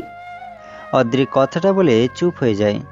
বিভান যেন অদ্রির কথায় নিজের জান ফিরে পায়, কারণ তার মনে ভয় হচ্ছিল যদি তার মা অদ্রিকে ছেড়ে দিতে বলে, সে তো অদ্রিকে ভালোবাসে। তার মানে অদ্রির জায়গায় অদ্রি আর তার মায়ের জায়গায় মা। অদ্রির কথায় তার শাশুড়ি আর কিছু বলে না, তবে রিমু তার চোখ মুখ দেখে মনে হচ্ছে সে আগে কটমট করছে, আর অদ্রি সেই হাবভাব দেখে মনে মনে আওড়ায়। তুমি চলো ডালে ডালে, তো আমি চলি পাতায় পাতায়। এরপর মনে মনেই বলে ওঠে, রিমু ভাবি, আপনার প্রতিটা চালের জন্য আমার কাছে তা কাটার জন্য চাল রেডি। দেখি আর কি করতে পারেন। অদ্রির শাশুড়ি তার বড় ছেলে ও ছেলের বউকে বলে, তোমরা না হয় এখন এই বাড়িতে চলে এসো, যতদিন না পর্যন্ত বৌমার ডেলিভারি হয়। রিমু তো মহা খুশি, অন্তত তার মুখ দেখে তাই মনে হচ্ছে। রিমু খুশিতে ডগমগ হয়ে কিছু বলতে নেবে তার আগে ইভান বলে, না মা, আমরা আসবো না। রিমু তো আলাদা বাসা নিয়ে নিজের মতো থাকতে চাই, আর অদ্রিতার সাথে ওর জমে না বলে। তাছাড়া সত্যি বলতে রিমু এমনিতে অদ্রিতার সাথে বিয়ের পর থেকে ভালোভাবে কথা বলেনি, আর এখন তো রিমুকে অদ্রিতাকে প্রতিনিয়ত কথা শোনাতে ছাড় দিবে না। আমি তো রিমুকে চিনি, সেই জন্য আসলে পরিবারে অশান্তি ছাড়া আর কিছু হবে না। রিমু সারাদিন বসে থাকে অদ্রিতার দোষ খুঁজে বের করতে। আমি চাই না আমার বউয়ের জন্য আমার ছোটো বউয়ের ভাইয়ের সংসার সমস্যা হোক। আমার মাকে তো আমি আমার সাথে রাখতে পারিনি আমার বউয়ের জন্য। সেখানে যখন আমার মা তার ছোটো ছেলে ও ছেলের বউয়ের সাথে ভালো আছে, তাহলে সেই সংসারে ঝামেলা হোক আমি চাই না। রিমু নাকের পাটা ফুলিয়ে ইভানের দিকে তাকিয়েছে। ইভান রিমুর রক্তচক্ষু দেখেও কোনো প্রতিক্রিয়া করল না। রিমু প্রতিউত্তরে কিছু বলতে নেবে তার আগেই ইভান রিমুকে চুপ করিয়ে বলে, তোমার কোনো কথা এখন শুনতে চাচ্ছি না, এখনই বাসায় চলো, বাসায় গিয়ে তোমার কথা শুনবো। রিমু বসা থেকে উঠে এর আগে গজগজ করতে করতে সদর দরজার বাইরে চলে যায়। বিভানের মা রিমুকে আটকাতে চেয়েছিল, কিন্তু তার আগে ইভান তাকে ইশারায় মানা করে দেয়। অদ্রি তার ভাসুরকে ধন্যবাদ জানায় তার জন্য, রিমু ভাবিকে বোঝানোর জন্য। ইভান তার মা, ভাই ও ভাইয়ের বউয়ের উদ্দেশ্য বলে, তোমরা হয়তোবা ভাবছো আমি আমার বউয়ের কথা উঠি আর বসি, তাই বাড়ি ছেড়ে ভিন্ন বাসা নিয়ে থাকছি। কিন্তু না, আমি ভিন্ন বাসা নিয়ে থাকি কারণ রিমুর কারণে সংসারে অনেক মনোমালিন্য সৃষ্টি হবে, তাই আমি ওর আলাদা বাসায় নেওয়ার ব্যাপারটা রাজি হয়েছি। আমার মাকে তো আমি আমার বউয়ের কাছে শান্তিতে রাখতে পারলাম না, তাই যদি আমার মা তার ছোটো ছেলের বউয়ের সাথে মায়ের মর্যাদা পায়, তাহলে কেন আমি বাধা সৃষ্টি করব? আমার মা তার এক ছেলে বউয়ের কাছে তো সুখে থাকবে। কথাগুলো বলে ইভান মলিন হেসে ছেলেকে নিয়ে সবার থেকে বিদায় নিয়ে চলে যায়। বিয়ের 3 বছর পূর্ণ হয়েছে কিছুদিন আগে অদ্রি ও বিভানের। রিমু ভাবির সাথে ওই দিনের পর আজ 3 মাস পেরিয়ে গেছে। 3 মাস পূর্ণ হবার পরে শাশুড়ি অদ্রিকে বলছে বাচ্চা নেওয়ার কথা। যখন 4র্থ মাসে পড়লেও তাও পিরিয়ড মিস হয়নি, মানে প্রেগনেন্ট না। শাশুড়ি তো হতাশায় ডুবে গেছে। আর এদিকে শিমু ও রিমু প্রায় প্রতিদিনই খবর রাখে। শিমু ও রিমু বিভানের মায়ের কানে এবার অদ্রিকে ডিভোর্স দেওয়ার কথা তোলে। বিভানের মা আরও 1 মাস অপেক্ষা করার কথা বলে। রিমু যেদিন সবাইকে সব জানিয়েছে সেই দিনের পর 5 মাস কেটে গেছে। এবার আর বিভানের মা অপেক্ষা করবেন না। তার মানে এটাই ঢুকানো হয়েছে যে অদ্রির আর বাচ্চা হবে না। বিভান তার মাকে অনেক বুঝিয়েছে যে অদ্রির এতে কোনো দোষ নেই। বিভান যেহেতু এটুকু সময় অপেক্ষা করতে পেরেছে, তো সে আরও অপেক্ষা করতে পারবে। এদিকে শিমু অদ্রির শাশুড়ির কাছে এসে তার হাতে ডিভোর্স পেপার দেয়, বলে এটাতে অদ্রি ও বিভানের সাইন করে নিতে। শিমুর সাথে এটাও বলেছে সে এখনও বিভানকে বিয়ে করতে রাজি আছে।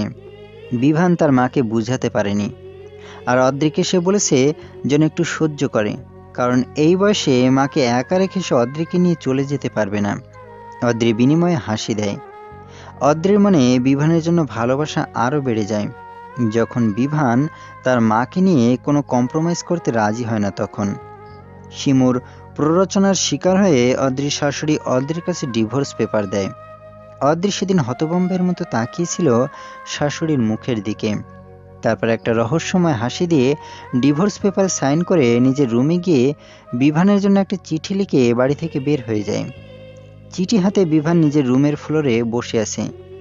বিভান একটু আগে বাড়িতে এসেছে, আর এসেই ড্রয়িং রুমে রিমু ভাবি আর তার ছোট বোনকে দেখে কিছুটা অবাক হয়। তবে অদ্রিকে না দেখে তার কেমন যেন সন্দেহ লাগছিল, তাই তড়িঘড়ি করে নিজের রুমে আসে। নিজের রুমে এসে অদ্রিকে না দেখে সে ওয়াশরুম থেকে ব্যালকনিতেও দেখে, তাও না পেয়ে সে ভয় পেয়ে যায় কিছুটা। এরপর ড্রেসিং টেবিলে পারফিউমের বোতল দিয়ে চাপা দেওয়া কাগজ দেখতে পায়, কিন্তু সেটা খুলে দেখে সেটা একটা চিঠি। বিভান পড়তে শুরু করে চিঠিটা। প্রিয় অর্ধাঙ্গ, আমাকে বাড়িতে সব জায়গায় খুঁজে না পেয়ে এখন তুমি নিশ্চয়ই ভয় পেয়ে আছো। আমি চলে যাচ্ছি। তোমার সাথে জীবনের শেষ সময় পর্যন্ত আমি থাকতে পারবো না। আমার জায়গা দখল করে নেবে অন্য কেউ। আজ মা আমাকে ডিভোর্স পেপারে সাইন করতে বলেছে। অনেক দিন যাবৎ ইনডাইরেক্টলি ডিভোর্সের কথাই আমাকে বোঝাতো, তবে আজকে ডিভোর্স পেপার সামনে এনেই দিয়েছে। আমি তো অপয়া মেয়ে যে তার ছেলেকে বাবা হওয়ার সুখ দিতে পারলাম না। মা নিশ্চয়ই তোমার জন্য অন্য কোনো মেয়ে দেখে রেখেছে, তাই আজ আমাকে ডিভোর্স পেপারে সাইন করতে বলল। তোমার জীবনে আমার পথযাত্রা হয়তো এতটুকুই ছিল। চলে যেহেতু যাচ্ছি, তাই তোমাকে কিছু কথা বলেই যাই। তোমার বড় ভাবি রিমু তার ছোট বোনকে প্রায়ই আমাদের বাড়িতে পাঠাতো। আমি আবার জবে জয়েন করার পর থেকেই শিমু এ বাড়িতে আনাগোনা বেড়ে গেছে। তাজের খালা আমাকে বলেছে শিমু যেদিনই আসে মাকে নিয়ে নাকি মায়ের রুমে দরজা বন্ধ করে অনেক কথা বলে। আমাদের বিয়ের 2 বছর পূর্ণ হবার 2 মাস আগে থেকে মা আমাকে বাচ্চা নেওয়ার কথা বলেই যাচ্ছে। বিয়ের আগে তোমাকে কথা দিয়েছিলাম তোমার মাকে নিজের মা মনে করব। আল্লাহর রহমতে ওই কথা আমি রাখতে পেরেছি। ভবিষ্যতেও যেন আমি ওই কথা রাখতে পারি, তাই আজ আমার এই সিদ্ধান্ত। আমি কিন্তু চাইলে পারতাম উচ্চবাক্য করতে। এতদিন চিকিৎসা নেওয়ার পর ডাক্তার বলেছে আমি সুস্থ। রিমু ভাবির তো প্রথম থেকেই আমাকে পছন্দ না। সে তার ছোট বোনের সাথে তোমায় বিয়ে দিতে চেয়েছিল। মা হয়তো এখন তোমার সাথে শিমুর বিয়ে ঠিক করবে। তোমারও যদি আমাকে নিয়ে অভিযোগ থাকে তাহলে সাইন করে দিও ডিভোর্স পেপারে। 3 মাস পর ডিভোর্স হয়ে যাবে। কথায় আছে না, খাঁচার পাখিকে মুক্ত করে দেখো সে উড়ে চলে যায় নাকি তোমার কাছে আবার দিন শেষে ফিরে আসে। যদি দিন শেষে তোমার খাঁচায় আবার ফিরে আসে তাহলে ভেবে নিও সে তোমার পোষ মেনেছে। ঠিক তেমনই তোমাকে আমি খাঁচা থেকে মুক্ত করলাম। এখন তোমার পালা। ইতি, তোমার অর্ধাঙ্গিনী। বিভানের চোখ থেকে 2 ফোঁটা অশ্রু গড়িয়ে পড়ে। কিছুক্ষণ থম মেরে ফ্লোরে বসে থেকে এরপর ড্রয়িং রুমের উদ্দেশ্যে পা বাড়ায়। বিভান ড্রয়িং রুমে গিয়ে মাকে জিজ্ঞাসা করে, মা, অদ্রি কোথায়? বিভানের মা চুপ করে আছে ছেলের কথা শুনে। রিমু মুখ খুলবে কিছু বলার জন্য, তার আগে বিভান তার ভাবির দিকে হাত দিয়ে চুপ করতে বলে। বলো মা, অদ্রি কই? তোমরা কি করেছ যে অদ্রি বাড়ি ছেড়ে যেতে বাধ্য হয়েছে? বিভানের মা কিছুটা অবাক হলেও রিমু ও শিমুর মুখ দেখে মনে হচ্ছে তার কিছুটা ভয় পাচ্ছে। বিভানের মা এবার বলে, অদ্রি কেন চলে গিয়েছে সেটা অদ্রিকে জিজ্ঞেস করো। শিমু কথার মাঝে ফোড়ন কেটে বলে, তোমার বউ কেন চলে গিয়েছে তা আমরা কিভাবে জানবো? যাওয়ার আগে এই দেখো ডিভোর্স পেপার সাইন করে গিয়েছে। এসব মেয়েদের আমার খুব ভালো জানা আছে। এরা নিজেদের স্বার্থ হাসিল না হলে সব কিছু করতে পারে। যখন দেখলো নিজের বাচ্চা জন্ম দিতে পারছে না তখন নিজে থেকেই কেটে পড়লো, যাতে সব দোষ আমাদের পড়ে। রিমু সেও নিজের বোনের কথায় তাল মিলিয়ে বলে, অদ্রি ইচ্ছে করে এতদিন তার সমস্যার কথা জানায়নি যাতে সে তোমাকে আরও বশ করতে পারে। এই মেয়েকে আমার প্রথম থেকেই ভালো লাগতো না। এই মেয়ের যে সুবিধা না তা বোঝাই যাচ্ছিল। আজকে মা একটু কথা শোনানোতে ডিভোর্স পেপার সাইন করে চলে গেল। অন্য মেয়েদের দেখো মাটি কামড়ে শ্বশুরবাড়ি পড়ে থাকে, আর এই মেয়ের দেমাগে যেন মাটিতে পা পড়ে না। হ্যাঁ। বিভান চোখ বন্ধ করে এতক্ষণ শুনল। এরপর সামনের টি টেবিলে কিছুটা জোরে লাথি দিয়ে সরায়। এতে সোফায় বসে থাকা 3 জন হকচকিয়ে যায়। বিভান তার ভাবিকে উদ্দেশ্য করে বলে, ভাবি, আপনি আমার বড় ভাইয়ের বউ। বড় ভাইয়ের বউ হিসাবে আমি আপনাকে সম্মান করি। আপনার সাথে আমার সম্পর্ক শুধু রেপোর ভাবি, এর থেকে বেশি কিছু না। পূর্বে ছিল না আর পরবর্তীতে হবে না। আমি যেমন আপনার ও ভাইয়ের সম্পর্কের মতো নাক গলায় না, ঠিক আপনার কাছ থেকে আমি এটাই আশা করব আপনি আমার আর অদ্রির সম্পর্কের মাঝে নাক গলাবেন না। রিমুর মুখ অপমানে থমথমে ভাব। এবার বিভান শিমুকে উদ্দেশ্য করে বলে, শিমু, তুমি কি করছো সেটা আমি পুরোপুরি না জানলেও আন্দাজ করতে পারি। তোমার বোন যখন আমাদের বাড়ি ছেড়ে আমার ভাইকে নিয়ে ভিন্ন হয়ে গেল, সেখানে তোমার কি এই বাড়িতে প্রতিনিয়ত আসাটা মানায়? এটা তো বেমানান দেখায়, তাই না? কিন্তু তোমার কাছে কি বেমানান লাগছে? না, তোমার বোন এই বাড়িতে না থাকা সত্ত্বেও তোমার যাতায়াত ছিল। সেখানে তোমার বোন এই বাড়িতে থাকা অবস্থায় তুমি এই বাড়িতে আসলে, তোমার বোনের রুমে দরজা বন্ধ করে থাকতে, সেখানে তুমি তোমার বোন ব্যতীত এসে আমার মায়ের সাথে কথা বলতে। তার রুমে দরজা বন্ধ করে রাখো। যেখানে তোমার বড় বোনের আমার মায়ের প্রতি কোনো দয়া মায়া নেই, সেখানে তোমার তো দয়া মায়া দেখানোটা কি এমন হয়ে যায় না যে মায়ের চেয়ে মাসি দরদ বেশি? শিমুকে এভাবে কথা শোনানোতে রিমু ক্ষেপে উঠে বলে, বিভান, তুমি কিন্তু আমার বোনকে অপমান করছো। তোমার বউ চলে গেলে আমার বোনের কি দোষ? শিমু কি বলেছে তোমার বউকে চলে যেতে? তোমার বউ সারাদিন বাহিরে বাহিরে থাকে, তো সে মাকে সময় দিতে পারে না। মা সারাদিন বাসায় একলা থাকে, তাই শিমু এসে তার সাথে একটু সময় কাটায়। বিভান তার ভাবির কথায় তাচ্ছিল্য হাসে। এরপর বলে, এবার বিভান তার মাকে নরম ও ব্যথিত সুরে বলে, মা, অদ্রি কোনোদিন তোমাকে শুধু শাশুড়ি ভেবে দেখেনি, সে তোমাকে নিজের মায়ের মতো দেখেছে। তুমি কি বলতে পারবে অদ্রি তোমার সাথে কোনোদিনও উচ্চস্বরে কথা বলেছে বা তোমার কথার কোনোদিন খারাপ জবাব দিয়েছে? অদ্রি সকাল থেকে বিকাল পর্যন্ত এক টানা কাজ করে অফিসে। অদ্রির অফিসে কেউ বসে বসে বেতন পায় না। সকালে যাতে তোমার কষ্ট না হয় তাই অফিসে যাওয়ার আগে রান্না শেষ করে যায়। অদ্রি যাওয়ার পর তো কাজের বউ আসে, এরপর সারাদিন ক্লান্ত হয়ে এসে রাতের বেলা আবার রান্না করে। এটা বলবো না যে তুমি অদ্রিকে সাহায্য করো না, তুমিও রাতের বেলা অদ্রিকে সাহায্য করো। সত্যি বলতে অদ্রি থাকাতেই আমি তোমার ও অদ্রির মধ্যে সামঞ্জস্যতা বজায় রাখতে পেরেছি। তোমাকে এখন এসব কথা বলে লাভ হয়তো আমার কিছুই নেই, কারণ তোমাকে না অদ্রি নামে যা বুঝিয়েছে তাতে তুমি ঠিক ভুল বিবেচনা করতে পারছো না। বিভান কথাগুলো শেষ করে আর সেখানে দাঁড়ায়নি, চলে গেছে বিভান নিজের রুমে। বিভান হয়তো অদ্রিকে খুঁজতে বের হতো, তবে যে স্বেচ্ছায় নিজেকে আড়াল করে তাকে শত খুঁজেও পাওয়া যায় না। আরও 2-3 দিন কেটে গেছে। বিভান এখন ঠিক সময়ে বাড়িতে আসে না। অদ্রি তাদের রুমটাকে যেভাবে রেখে গেছে সেভাবেই বিভান রেখে দিয়েছে, আর কাউকে রুমের ভেতরে ঢুকতে দেয়নি। সকালবেলা না খেয়ে বাড়ি থেকে বের হয়ে যায়, রাতেও বাহির থেকে খেয়ে তারপর বাসায় ফেরে।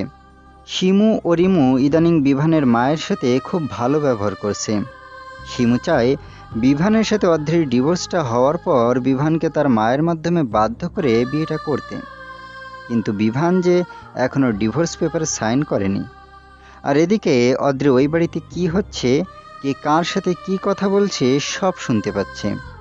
অদ্রি ওই বাড়ি থেকে বেরিয়ে আসার আগে রিমু ও ইভানের রুমের বাইরে কয়েকটা মাইক্রোচিপ লাগিয়েছে, আর গেস্ট রুমেও কয়েকটা লাগিয়েছে।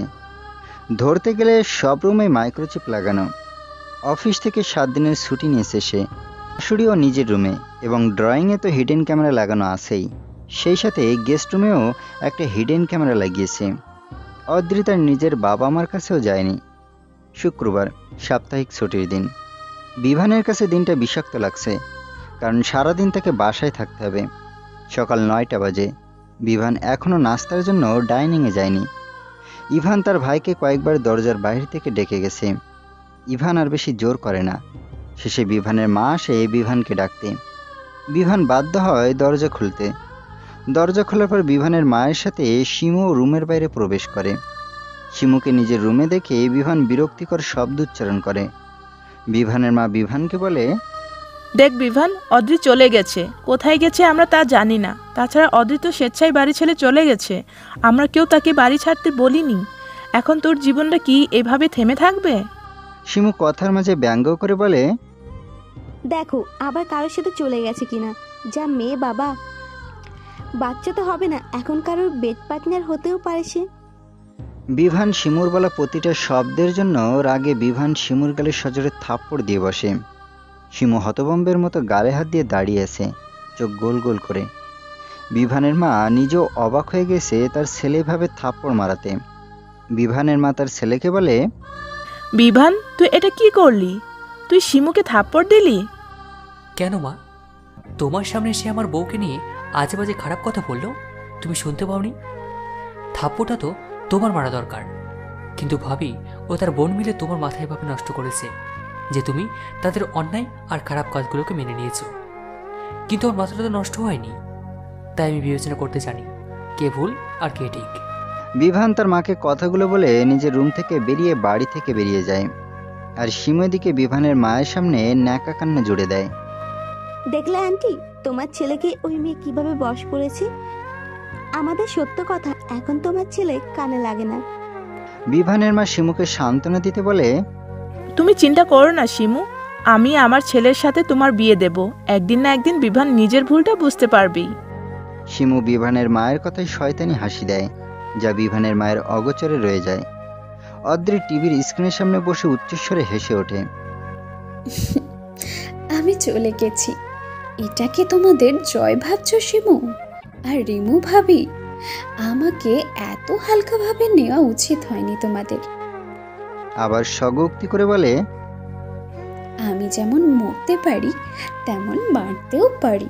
Just wait and watch, wait for my next step. Adri বিভানদের বাড়ি থেকে চলে এসেছে 1 মাস হলো। প্রথম 2 দিন অদ্রি একটা হোটেলে ছিল, এরপর অফিসের ম্যানেজারকে রিকোয়েস্ট করে একটা অফিসার্স কোয়ার্টার নিয়েছে। অদ্রি যেহেতু প্রথমে অফিসার পদে ছিল এবং পরে রিসার্চ সেকশনে ঢুকেছে, তাই ম্যানেজার অদ্রিকে রিকোয়েস্টের ভিত্তিতে অফিসার্স কোয়ার্টার দিয়েছে। এদিকে শিমু যেন বিভানের পেছনে লেগেই আছে। বিভান রুমে থাকলে হুটহাট বিভানের রুমে ঢুকে পড়ে শিমু। বিভান একদিন রুম তালা দিয়ে যেতে ভুলে গিয়েছিল, তখন বাড়ি ফিরে নিজের রুমে গিয়ে দেখে ড্রেসিং টেবিল গোছানো, বিছানার চাদর পাল্টানো, তার আর অদ্রির বাঁধানো ছবিটাও নেই। এগুলো দেখে বিভান অনেক ক্ষেপে যায়। সে তার মায়ের কাছে গিয়ে জিজ্ঞাসা করে, মা, আমার রুমে কে ঢুকেছিল? বিভানের মা তখন হাদিসের বই পড়ছিল। ছেলের কথা শুনে সে জবাব দেয়, কে আবার শিমু? তোর ঘরটা অবস্থা দেখেছিস? ওইটা দেখে মনে হচ্ছিল কোনো মানুষ থাকে, তাই শিমু আমাকে বলল ঘরটা গুছিয়ে দিবে, তাই গুছিয়ে দিল। বিভান বুঝলো তার মাকে এখন কিছু বলে লাভ নেই, তাই তার বড় ভাই ও ভাবির ঘরের দিকে গেল, কারণ তার বড় ভাই এখন ঘরেই আছে। ভাইয়ের ঘরের দরজায় নক করার পর ইভান বিভানকে ভেতরে আসতে বলে। বিভান ভেতরে এসে বলে, দেখো ভাইয়া, তোমার শালিকাকে বলে দাও যে সে যেন আমার রুমে আমার পারমিশন ছাড়া না ঢুকে। তাছাড়া আমি তোমার শালিকাকে আমার রুমে ঢোকার পারমিশন কখনো দেব না। ইভান বিভানকে আশ্বস্ত করে বলে সে শিমুকে বলে দেবে। এর মধ্যে রিমু মুখ ভেংসি দিয়ে বলে, রিমুর কথায় বিভান তাচ্ছিল্য হেসে বলে, কে ঢুকবে আর কে ঢুকবে না সেটা সময় বলে দেবে ভাবি। বিভান নিজের রুমে চলে যায়, আর ইভান যায় শিমুকে নিষেধ করতে যেন বিভানের রুমে না যায়। দুলা ভাইয়ের মুখে এমন কথা শুনে শিমু কিছুটা অপমানিত হয়, তাই চুপ করে শুনে যায়। রিমু তো এখন 7 মাসের প্রেগনেন্ট, তাই ইভান রিমুকে কিছু বলছে না। পরের দিন সকালে শিমুর ফোনে একটা কল আসে। কলকৃত ব্যক্তি শিমুকে বলে, মিস শিমু, আপনি যাকে বিয়ে করার জন্য এত ষড়যন্ত্র করছেন, আদৌ কি সে কখন বাবা হতে পারবে? আপনি কি শিওর যে সমস্যাটা শুধু মিস অদ্রিতির ছিল? সমস্যাটা তো মিস্টার বিভানেরও থাকতে পারে। শিমু প্রথমে বিশ্বাস করতে চায় না ফোনের অপর পাশে থাকা লোকটার কথা। হ্যাঁ, ফোনের অপর পাশে অদ্রি কথা বলছে না, কথা বলছে অদ্রির কলিগ জাবির। অদ্রি তাকে এই 1 মাসে সব বলেছে। জাবির প্রথমে ড্রাগটা বিভানকে দেওয়া হয়েছে শুনে ভয় পেয়েছিল, তবে অদ্রির পুরো কাহিনী শুনে সে অদ্রিকে বড় ভাই হিসেবে ছোট বোনকে সাহায্য করবে, তাই জাবির শিমুকে প্রাইভেট নাম্বার দিয়ে ফোন করে। শিমু প্রতিউত্তরে বলে, আপনার কাছে কি প্রমাণ আছে যে আপনি এসব কথাবার্তা বলছেন বিহানের সম্পর্কে? এমন তো না যে আপনাকে অদ্রি ফোন দিতে বলেছে। এখন যাতে আমি বিহানকে বিয়ে না করি তাই অদ্রি এই চাল চালছে, তাই না? জাবির আগে থেকে জানতো শিমু এই ধরনের কথা বলতে পারে, তাই সে একটু না ঘাবড়িয়ে হেসে দেয় উচ্চস্বরে। এরপর বলে, না মিস, আপনার যদি আমার কথা বিশ্বাস না হয় তাহলে বিভানকে যে কোনো আপনার ইচ্ছা মতো হসপিটালে নিয়ে টেস্ট করিয়ে দেখতে পারেন। আমি আপনার শুভাকাঙ্ক্ষী হিসাবে বলছি, মিসেস আদ্রিকে আমি চিনি না, সাথে আমি এটাও জানি আপনার টাকা পয়সার সম্পত্তির জন্য এইসব গেম খেলেছে। কিন্তু মনে রাখবেন, টাকা পয়সার সম্পত্তি আপনার বোনের ছেলের হবে, আপনার না, কারণ বিভানের তো বাচ্চা হবে না। আপনার বোনকে যেহেতু সম্পত্তি দেবেন, তাহলে কষ্ট করে আপনি আপনার জীবনটা কেন নষ্ট করবেন? ফোনের অপর পাশে শিমু চুপ করে আছে। জাবির অদ্রি বুঝলো শিমুর মাথায় এখনো পুরোপুরি ব্যাপারটা ঢোকেনি, তাই জাবির আবার বলে, সম্পত্তি আপনি অন্যভাবেও নিতে পারবেন, কিন্তু নিজের জীবনটা কেন নষ্ট করবেন? আমার কথাটা একটু ভেবে দেখবেন। জাবির কল কেটে দেয়, আর জাবিরের সামনে বসে থাকা অদ্রি উচ্চস্বরে হেসে ওঠে। এরপর স্বগোক্তি করে বলে, মাকড়সা তার আপনা জালেই ফাঁসে। তো চেয়েছিলে তাই না 2 বোন মিলে রাজত্ব করবে? রিমু ভাবি আমাকে সরিয়ে দিয়ে তোমার বোনকে আমার জায়গায় বসাবে, তাই না? আমার জায়গা আমি কাউকে ছিনিয়ে নিতে দেই না। যদি স্বেচ্ছায় ছাড়ি তখন নিতে পারবে, কিন্তু বিভান আমার জীবনে এমন কেউ যাকে আমি স্বেচ্ছায়ও কখনো ছাড়ব না। এরপর জাবিরের উদ্দেশ্যে বলে, জাবির ভাই, শিমুকে এখন আর কোনো ফোন দিবেন না। আবার কালকে ঠিক এই সময় আবার ফোন দিবেন। ঠিক আছে, আমিও দেখব এই নিজ মনের মেয়ে এবার কি করে। এইসব মেয়ে কারোর সংসার গড়তে পারে না, সংসার ভাঙতে এরা পটু। আমার মনে হয় এখন সব স্ত্রীকে তোমার মতো হতে হবে, যাতে শিমুর মতো মেয়েরা জিততে না পারে। অদ্রি তৃপ্তির হাসি আসে জাবিরের কথায়। ওদিকে শিমু সারাদিন এই কথা নিয়ে ভাবতে থাকে। নিজের বোনকেও এই কথা জানায়নি। 2 দিন আগে অদ্রি ডাক্তারের কাছে আবার চেক আপ করেছে। ডাক্তার বলেছে অদ্রি এখন পুরোপুরি সুস্থ, সে এখন যে কোনো সময় কনসিভ করতে পারবে। নিজের দিক থেকে ক্লিয়ার হয়ে অদ্রি এই স্টেপটা এখন নিয়েছে। পরের দিন জাবির নিয়ম মতো আবার শিমুকে কল করে। কি মিস, কি ভাবলেন? আমার কথা নিশ্চয়ই আপনার বিশ্বাস হচ্ছে না। তাহলে আজকেই না হয় এবার চেক আপ করিয়ে নিন। সবাইকে বলুন সমস্যাটা বিমানের, তারপরে চেক আপ করিয়ে শিওর হয়ে নিন। যে কোনো হসপিটাল থেকে করতে পারেন। যদি ইচ্ছা হয় তাহলে আপনাদের পরিচিত কোনো ডাক্তারের কাছ থেকেই না হয় চেক আপ করিয়ে নিন। শিমুর এবার নিজেরও ভয় হচ্ছে, তাই সকালে ব্রেকফাস্ট টেবিলে এসে সবাইকে কথাটা বলে। সবাই কথাটা শুনে স্তব্ধ হয়ে যায়। বিভানের মা তো রেগে গেছে তার ছেলের সম্পর্কে এরকম কথা শুনে, কিন্তু সে রেগে গেলেই বা কি হবে? শিমু নাছোড়বান্দা, সে টেস্ট করাবেই। বিভানে তা আপত্তি করে না, কারণ যদি বিভানের সমস্যাটা হয় তাহলে তার মাকে বোঝানো যাবে। সবাই মিলে হসপিটালে যায় এবং ডাক্তারের কনসাল্ট নিয়ে টেস্ট করায়। ইমার্জেন্সিতে 8 ঘন্টা পর রিপোর্ট দিতে বলে। রিপোর্ট দেখে ডাক্তার সবাইকে যখন বলে বিভানের প্রবলেম, তখন বিভানের মা শকড হয়ে যায়। শিমু আর রিমু বিরক্তিতে বসে থাকে। ইভান নিজের ভাইকে সান্ত্বনা দিতে থাকে, কারণ বিভান অনেকটা কষ্ট পেয়েছে। বাসায় ফিরে বিভানের মা বিভানকে বলে, আমি ভুল করেছি। আমি এটা ভাবিনি যে সমস্যা দুজনেরই থাকতে পারে। অদ্রি তো বলেছিল সে 3 মাস পরে কনসিভ করতে পারবে, কিন্তু তার কনসিভ না হওয়ায় আমি তাকে কত কিছু বলেছি। এমনকি শিমু ওর রিমুর কথাই তাকে ডিভোর্স পেপারে সাইন করতে বলেছি। উপস্থিত সকলে তো হতবাক। রিমু শিমু তো ভয় পেয়ে গেছে, কারণ ইভান জানতো না যে ডিভোর্স পেপার তার বউ ও শালি তার মাকে দিয়েছে অদ্রিকে সাইন করতে বলতে। বিভান এগুলো জানতো, তাই সে চুপ করে আছে। এগুলো নিয়ে সেদিন ইভান ও রিমুর মধ্যে ঝামেলা হয়। রিমু বলে সে নাকি বিভানের ভালোর জন্য কাজটা করতে চেয়েছিল, কিন্তু সে কি জানতো যে বিভানের সমস্যা? এগুলো বলে ইভানকে কিছুটা থামায়। অদ্রি ওদিকে শান্তিতে একটু ফুসরতের জন্য ঘুমের ঔষধ খেয়ে ঘুমাচ্ছে। ক্যামেরা ও মাইক্রোচিপে কি হচ্ছে সেগুলো সে পরে শুনে নেবে সময় করে। সেদিনই রাত 12টার পর রিমু শিমুর ঘরে যায় নতুন প্ল্যান করতে। সবাই ঘুমিয়ে আছে, তাই ঘরের দরজা বন্ধ না করে হালকা চাপিয়ে তারা আলাপ করতে লাগে। এদিকে বিভানের মা টেনশনে ঘুমাতে পারছে না, সে নিজের রুমে পায়চারি করছে। ইভানের মা স্বভাববশত কখনো দরজা লাগায় না, সবসময় চাপানো থাকে। হঠাৎ করে শিমুর রুমে লাইট জ্বলতে দেখে সে আস্তে আস্তে সেদিকে যায়। শিমুর রুমের দরজার সামনে গিয়ে সে আড়াল থেকে সব শুনতে থাকে। শিমু ও রিমু নতুন প্ল্যান করছে। দেখ আপু, আমি তোর অক্ষম দেওরকে বিয়ে করতে পারবো না। তুই অন্য কোনো উপায় ভাব, কিভাবে সব সম্পত্তি নিজের লিখতে পারবি। অবশ্যই আমাকেও কিছু দেয়া লাগবে। আরে চিন্তা করিস না, বিভানের তো কখনো বাচ্চাই হবে না। তাহলে সব সম্পত্তি এখন আমার ছেলের নামে চলে আসবে, সেখান থেকে তোকে আমি 25% দিব।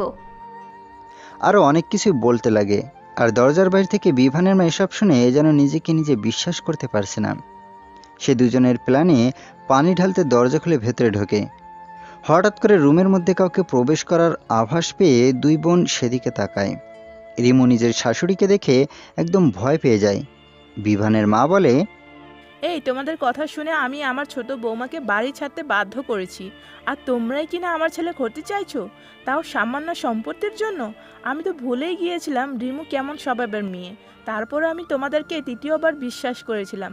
তোমাদের এই পরিকল্পনা আমি সফল হতে দিব না। আমি কাল সকালে আমার 2 ছেলেকে সব কিছু বলবো। শিমু ও রিমু ভয় পেয়ে যায়। এই ভয় পাওয়া থেকে তারা এমন কিছু করে বসে যা তাদেরকে সারা জীবন বইতে হবে। রিমু ও শিমু বিভানের মাকে আটকাতে দুজনে মিলে ধস্তাধস্তি শুরু করে। শিমুর কিছুটা অনিচ্ছাবশত বা ইচ্ছাবশত ধাক্কায় বিভানের মা খাটের সাইডে চোখা কানের সাথে মাথার পেছনে আঘাত পায়। আর যখন উনি আর্তনাদ করবে তখন শিমু তার মুখ ধরে রাখে যাতে আর্তনাদ বাইরে না যায়। আর রিমু, সে প্রথমে বেশ ভয় পেয়ে গেছিল। শাশুড়িকে ডিঙিয়ে অপর পাশে যাওয়ার সময় সে ভুলবশত শাশুড়ির পায়ের সাথে এক পা বেজে এবং অপর পা কার্পেটের সাথে লেগে সে ফ্লোরে পড়ে যায়, একদম পেট নিচে দিয়ে। প্রেগনেন্সির সময় শেষের 3 মাস ও প্রথম 3 মাস দেখে শুনে চলতে হয়। প্রেগনেন্ট মা যদি একটু ভয় পায় বা তার যদি একটা হার্টবিটও মিস হয় তাহলে বাচ্চাকে নিয়ে শঙ্কা থাকে।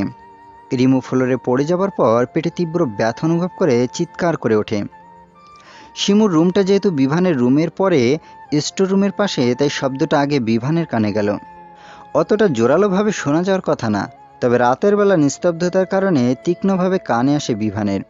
বিভান শব্দের উৎস খুঁজতে জলদি করে নিজের রুমের দরজা খোলে। বিভান রুমের লাইট অফ করে খাটের উপর শুয়ে রুমের ছাদের দিকে একদৃষ্টিতে তাকিয়েছিল।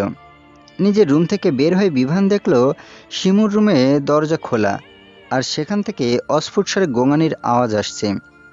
তড়িঘড়ি করে কিছু না ভেবে সেই রুমের ভেতর গিয়ে দেখে তার মা ও ভাবি ফ্লোরে পড়ে আছে।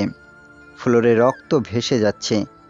ওদের দুজনের পাশেই শিমু কিংকর্তব্য বিমূঢ় হয়ে দাঁড়িয়েছে আর নিজের বোনের দিকে ভয়ার্ত চোখে তাকিয়েছে। দুইজনের এই অবস্থা দেখে বিভান জলদি করে দুইজনের কাছে গিয়ে দেখে তার মায়ের মাথার পিছন থেকে ও তার ভাবির পায়ের নিচ থেকে রক্তের স্রোত বইছে। এই অবস্থায় বিভান কি করবে বুঝতে পারছে না। সে কার দিকে দেখবে, মায়ের দিকে না ভাবির দিকে? বিভান জলদি করে তার ভাইয়ের রুমে গিয়ে ভাইকে ডেকে তুলে নিয়ে আসে। ইভান তার মা ও স্ত্রীর এই অবস্থা দেখে ঘাবড়ে যায়। ইভান বিভানকে মাকে নিতে বলে ও সে তার স্ত্রীকে নিয়ে এখনই হাসপাতালের উদ্দেশ্যে রওনা হয়। রাত তখন প্রায় 1টার বেশি। হাসপাতালে পৌঁছাতে পৌঁছাতে রাত 2টা বেজে যায়। ইমার্জেন্সিতে শুধু একজন ডাক্তার আছে। ওই ডাক্তার বিভানের মাকে নিয়ে যায়, সাথে একজন নার্সকে বলে গাইনি বিভাগের কোনো ডাক্তারকে ফোন দিয়ে ইমার্জেন্সিতে এখনই হাসপাতালে আসতে বলতে। শিমুর ভয়ে হাত পা কাঁপাকাঁপি অবস্থা। হাসপাতালে সে পায়চারি করছে, কি করবে? তখনই ইভান শিমুকে জিজ্ঞাসা করে, শিমু, এগুলো কিভাবে হলো? ইভানের প্রশ্নে শিমু ধরা পড়ে যাবার ভয়ে এবং নিজেকে বাঁচাতে মিথ্যার আশ্রয় নিয়ে বলে, আমি কি বলবো ভাইয়া, আমি আর আপু কথা বলছিলাম, তখনই আন্টি আর আপনার ভাই এসে আমার বোনের সাথে খারাপ কিছু করতে চায়। আমি আপনার ভাইকে বাধা দিতে গেলে এগুলো হয়ে যায়। ইভান হতভম্বের মতো নিজের ভাইয়ের দিকে তাকিয়েছে, আর বিভান তো শকড। সে ভাবতে পারছে না তার নামে সব মিথ্যা কথা রটানো হচ্ছে। শিমু এগুলো বলেছে এই ভেবে যে কোনো প্রমাণ নেই তাই। আমার আপুর কিছু হলে আমি কিন্তু তাদের ছেড়ে কথা বলবো না, দরকার হলে তাদেরকে আমি পুলিশে দেব। আপনার মা ও ভাই আমার বোনের সাথে অন্যায় করবে, সেটা মেনে নেওয়া যায় না। ইভান সত্য মিথ্যা যাচাই করতে পারছে না। ইভানের বিশ্বাস হচ্ছে না তার ভাই ও মা এরকম করতে পারে। আর তাছাড়া তার মা নিজেও তো অনেকটা আঘাতপ্রাপ্ত হয়েছে। গাইনি বিভাগের ডাক্তার ভোর 3টা নাগাদ এসে হসপিটালে পৌঁছায়। এরপর রিমুকে সার্জারি করার জন্য নিয়ে যায়। রিমুর অবস্থা অনেকটাই খারাপ। সার্জারি করতে করতে ভোর 5টা হয়ে যায়। ডাক্তার বেরিয়ে এসে বলে, মিস্টার ইভান, আমরা আপনার মেয়েকে বাঁচাতে পারিনি। তারপর আপনার স্ত্রীর জরায়ু অনেক খারাপভাবে ক্ষতিগ্রস্ত হয়েছে, তাই আমাদেরকে এরপরের অপারেশনে আপনার স্ত্রীর জরায়ু কেটে ফেলতে হবে। জরায়ু না কাটলে এখান থেকে বিষক্রিয়া ছড়িয়ে পড়বে শরীরে। আপনাকে বোনটে সয় করতে হবে। ইভান ভেঙে পড়ে ডাক্তারের কথায়। বিভান তার ভাইকে শান্ত করার জন্য তার পাশে এসে বসে। পরক্ষণেই শিমু বলে, ভাইয়া, এবার আমি পুলিশ ডাকবো। আপনার ভাই ও মায়ের কারণে আজ আমার আপুর এই অবস্থা। বিভান ভাবতেও পারছে না এই সময়ে এই মেয়েটা এভাবে মিথ্যা কথা বলতে পারে। ইভানের কথার তোয়াক্কা না করে শিমু পুলিশ আনবেই। এদিকে বিভানের মায়ের মাথার সার্জারি মাত্র শেষ হলো।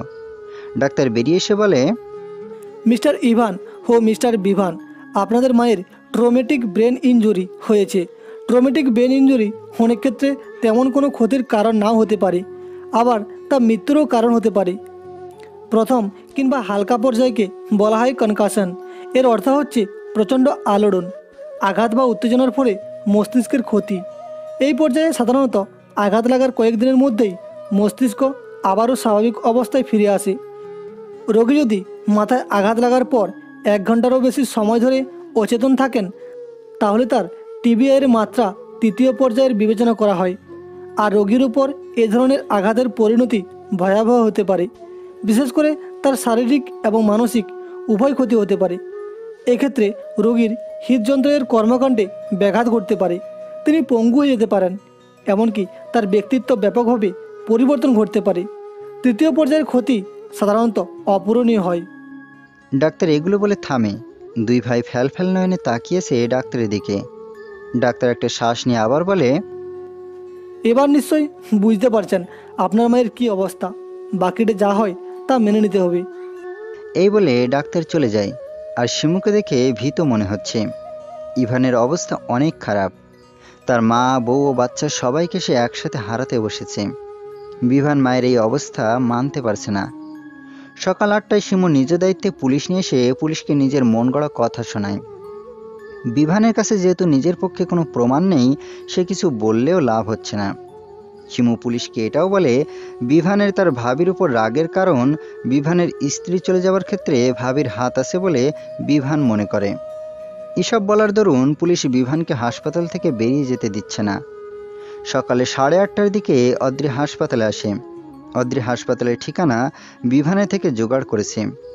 অদ্রি অনেক দিন পর বিভানের সাথে যোগাযোগ করে। সকালে ঘুম থেকে উঠে ক্যামেরাতে ধরা পড়া চিত্রগুলো দেখে। অদ্রি সে পুলিশকে বলে, আপনারা কারো মুখের কথার উপর ভিত্তি করে আমার হাজব্যান্ডকে আটকে রাখতে পারেন না।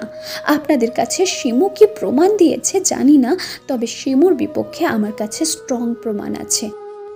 অদ্রির কথায় শিমু ভয় পেয়ে যায়। তবে পরক্ষণেই তার মুখে ফুটে ওঠে ক্রূর হাসি। হয়তো এটা ভেবে যে অদ্রি কি আর সেখানে ছিল, সে জানতে পারবে। শিমুর মুখভঙ্গি দেখে অদ্রি বাঁকা হাসে। তারপর পুলিশের হাতে রেকর্ড করা ভিডিও দেয়। পুলিশ সবটা দেখার পর শিমুকে আটক করে এবং ইভান ও বিভানকেও সবটা দেখায়। সব দেখে ইভান শিমুকে জোরে একটা থাপ্পড় মেরে বলে, তোমার জন্য আজ আমার মায়ের এই অবস্থা, আর তোমার বোনের। সে তো নিজের অন্যায় মসুল নিজেই করছে, সাথে আমার সন্তানকেও। ইভান পুলিশকে ডেকে বলে, অফিসার, নিয়ে যান এই মেয়েটাকে। আমার স্ত্রী সুস্থ হলে আপনি তাকেও আপনার কাস্টাডিতে নিতে পারেন। পুলিশকে অদ্রি এই এত বছরের সব ঘটনা বলে, আর প্রমাণ হিসেবে চাইলে ভিডিও দেখাতে পারে সেটাও বলে। পুলিশ কয়েকদিনের ভিডিও দেখে শিমুকে গ্রেপ্তার করে। পুরোটা সময় শিমু যেন অবাক হয়ে তাকিয়েছিল। তার মুখের বুলি যেন হারিয়ে গেছে। শিমুর এরূপ অবস্থায় অদ্রি তার কানের কাছে এসে বলে, কি ভাবছো শিমু? আমাকে সরিয়ে বিভানকে সম্পত্তির জন্য বিয়ে করবে? এত সহজ? তোমরা তোমাদের কাজ নির্বিঘ্নে করতে পেরেছো শুধুমাত্র আমি চেয়েছি বলে। কথায় আছে না, অতি লোভে তাঁতি ডোবে। শিমুকে নিয়ে পুলিশ চলে যায়। শিমুর পরিবারও কিছুক্ষণ আগে এখানে এসেছিল। তারা এসে তাদের মেয়ের এই অবস্থা দেখে লজ্জা পায়।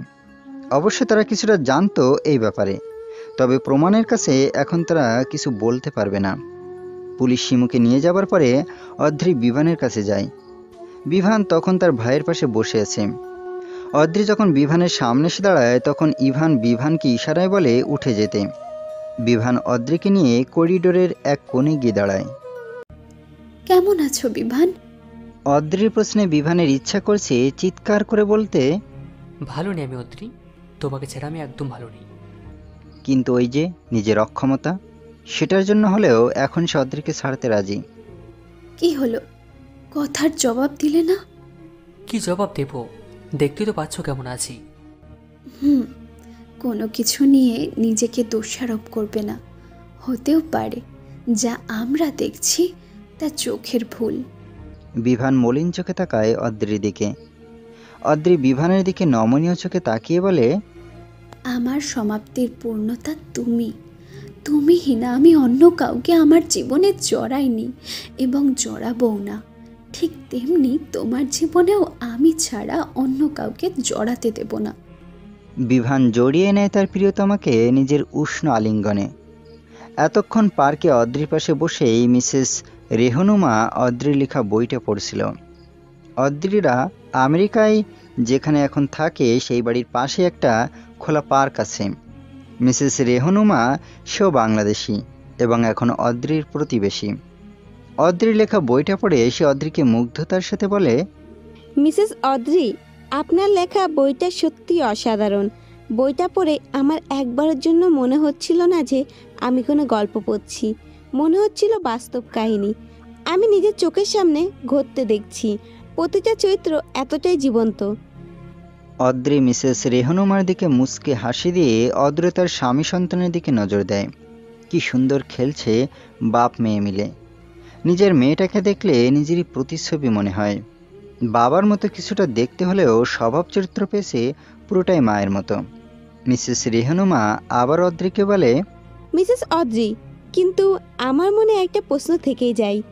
অদ্রি বুঝতে পারে মিসেস রেহনুমা কি বলবে, তাই সে ভাবলেশীনভাবে বলে, এটাই তো, যে বিভানকে ওই ড্রাগের অ্যান্টিডোট দেওয়া হয়েছিল কিনা? মিসেস রেহনুমা অবাক হয়ে মাথা হ্যাঁ বোধক দুলায়। এরপর কৌতূহলবশত বলে, আপনি কিভাবে বুঝলেন আমি এটার কথাই বলবো? অদ্রি রহস্য করে হাসে, তারপর আকাশ পানে নজর দেয়। আমেরিকার আকাশ এখন রক্তিম, রাতের দিকে ঠান্ডা পড়বে। এখন যেহেতু পড়ন্ত বিকালবেলা, সূর্য পশ্চিম আকাশে ডুবায়মান, হালকা শীত শীত লাগছে। মেয়েকে বিভান দৌড়ে ধরার চেষ্টা করছে, হাতে তার পশমি বেবি সোয়েটার। 4 বছর হলো সবে অদ্রি ও বিভানের মেয়ে অবনীর। অদ্রি আকাশপানে দৃষ্টি স্থির রেখে বলে, গল্পটা অসম্পূর্ণ। গল্পের সমাপ্তিতে আমি ইচ্ছে করেই অসম্পূর্ণ রেখেছি, যাতে বাকিটা তোমরা নিজের মতো বুঝে নাও। মিসেস রেহনুমা কিছু বুঝতে না পেরে বলে, তবে আমার তো মিলছে না। অদ্রি হেসে মিসেস রেহনুমার দিকে ফিরে বলে, মিলালেই মিলে যাবে, আর হবে সমাপ্তির পূর্ণতা। অদ্রি সেখান থেকে উঠে চলে যায় তার প্রিয়জনদের কাছে, হাতে তার নিজের লেখা সমাপ্তির পূর্ণতা বইটি। মিসেস রেহনুমাও চলে যায়। অদ্রি যেতেই বিভান বলে, মিসেস রেহনুমা কি তোমার বইটা পড়ছিলেন? অদ্রি বলে, এটা একান্ত আমার লেখা না বিভান, তুমিও এটার কিছু অংশ জুড়ে আছো। তোমার ডায়েরি থেকে তোমার অনুভূতি ও পর্যবেক্ষণ নিয়ে আমি বইটা সম্পূর্ণ করতে পেরেছি। বিভান আলতো হাসে, এরপর বলে, আমার ডায়েরি থেকে নিয়েছো? তবে মেল বন্ধনটা কিন্তু তুমি করেছো। আমি শুধু প্রতিদিনকার মতো ডায়েরি লিখে রাখতাম, কে কি করলো নিত্যদিন সেটা লিখে রাখতাম। অদ্রি বিভানের বাহু জড়িয়ে তাদের মেয়ের দুষ্টামি দেখছে আর বলে, সমাপ্তির পূর্ণতা আমাদের দুজনের মেলবন্ধন, তাই তো আমাদের মেয়ের নাম পূর্ণতা অবনী। একটু পর অদ্রি মেয়ের কাছে গিয়ে বলে, অবনী, মা আমার ঠান্ডা পড়েছে মা, শীতের কাপড়টা পরে নাও বাবার কাছ থেকে। অবনী মাথা দুলায়, মানুষে পড়বে না শীতের কাপড়টা। বিভান অদ্রির দিকে অসহায় চাহনি দিয়ে বলে, তোমার মেয়ে ঠিক তোমার মতোই হয়েছে, নিচে যা করবে সেটাই করবে। অদ্রি বিভানের দিকে চেয়ে চোখে তাচ্ছিল্য টেনে বলে, তাহলে তুমি কি চাচ্ছিলে, তোমাকে আমি ওই মেয়েটার হাতে ছেড়ে দিতাম? বিভান তাড়াহুড়ো করে বলে, সেটা আমি কখন বললাম? তবে তুমি যেভাবে সব কিছু হ্যান্ডেল করছো, ব্যাপারটা অনেক রিস্কি ছিল। অদ্রি দীর্ঘশ্বাস ফেলে বলে, শেষ পর্যন্ত সব কিছু জানার পর তুমি যে আমায় ভুল বোঝোনি, এটাই আমার কাছে অনেক। তোমাকে হারানোর ভয়ে আমি হিংস্র হতে পারি। অনেকটা তো সহ্য করলাম, এরপরেই আমি ওই পদক্ষেপ নিয়েছিলাম। বিভান অদ্রিকে এক পাশে দিয়ে জড়িয়ে ধরে বলে, এটা ঠিক যে ভাবিও তার বোন মিলে মায়ের মাথায় এমনভাবে নষ্ট করেছিল যে মা তোমাকে বুঝতে পারছিল না। আমিও তো তোমার মুখ থেকে কথাটা শুনে প্রথমে আমার খুব রাগ হয়েছিল, তবে তোমার সুন্দরভাবে বোঝানোতে রাগটা কমিয়ে সব কিছু বুঝতে পেরেছিলাম। হঠাৎ অদ্রি মজার ছলে বলে, জার্মানিতে গিয়ে যখন তোমাকে ড্রাগটার অ্যান্টিডোট দিয়েছিলাম, তখন তোমাকে দেখে একজন ডাক্তার একটাই কথা বলেছিল, is she really your wife? মানে সে বিশ্বাস করতে পারছিল না আমি তোমার বউ হয়ে তোমাকে ওই ড্রাগটা দিয়েছিলাম এবং অ্যান্টিডোট দিতেও নিয়ে এসেছিলাম। ওই ডাক্তারটা এই ড্রাগটার ঘোর বিরোধী। বিভান বাঁকা চোখে তাকিয়ে আছে।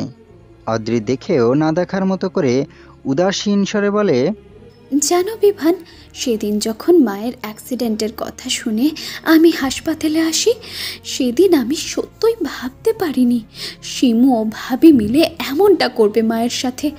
আমার সেদিন মায়ের জন্য নিজেকে কিছুটা দোষী মনে হচ্ছিল। আর রিমু ভাবি, সে নিজের শাস্তি এভাবে পাবে আমি ভাবতে পারিনি। একজন মায়ের কাছ থেকে তার সন্তান চলে যাবার কষ্ট কতটা হয় সেটা একজন সন্তানবিহীন মা বুঝতে পারে।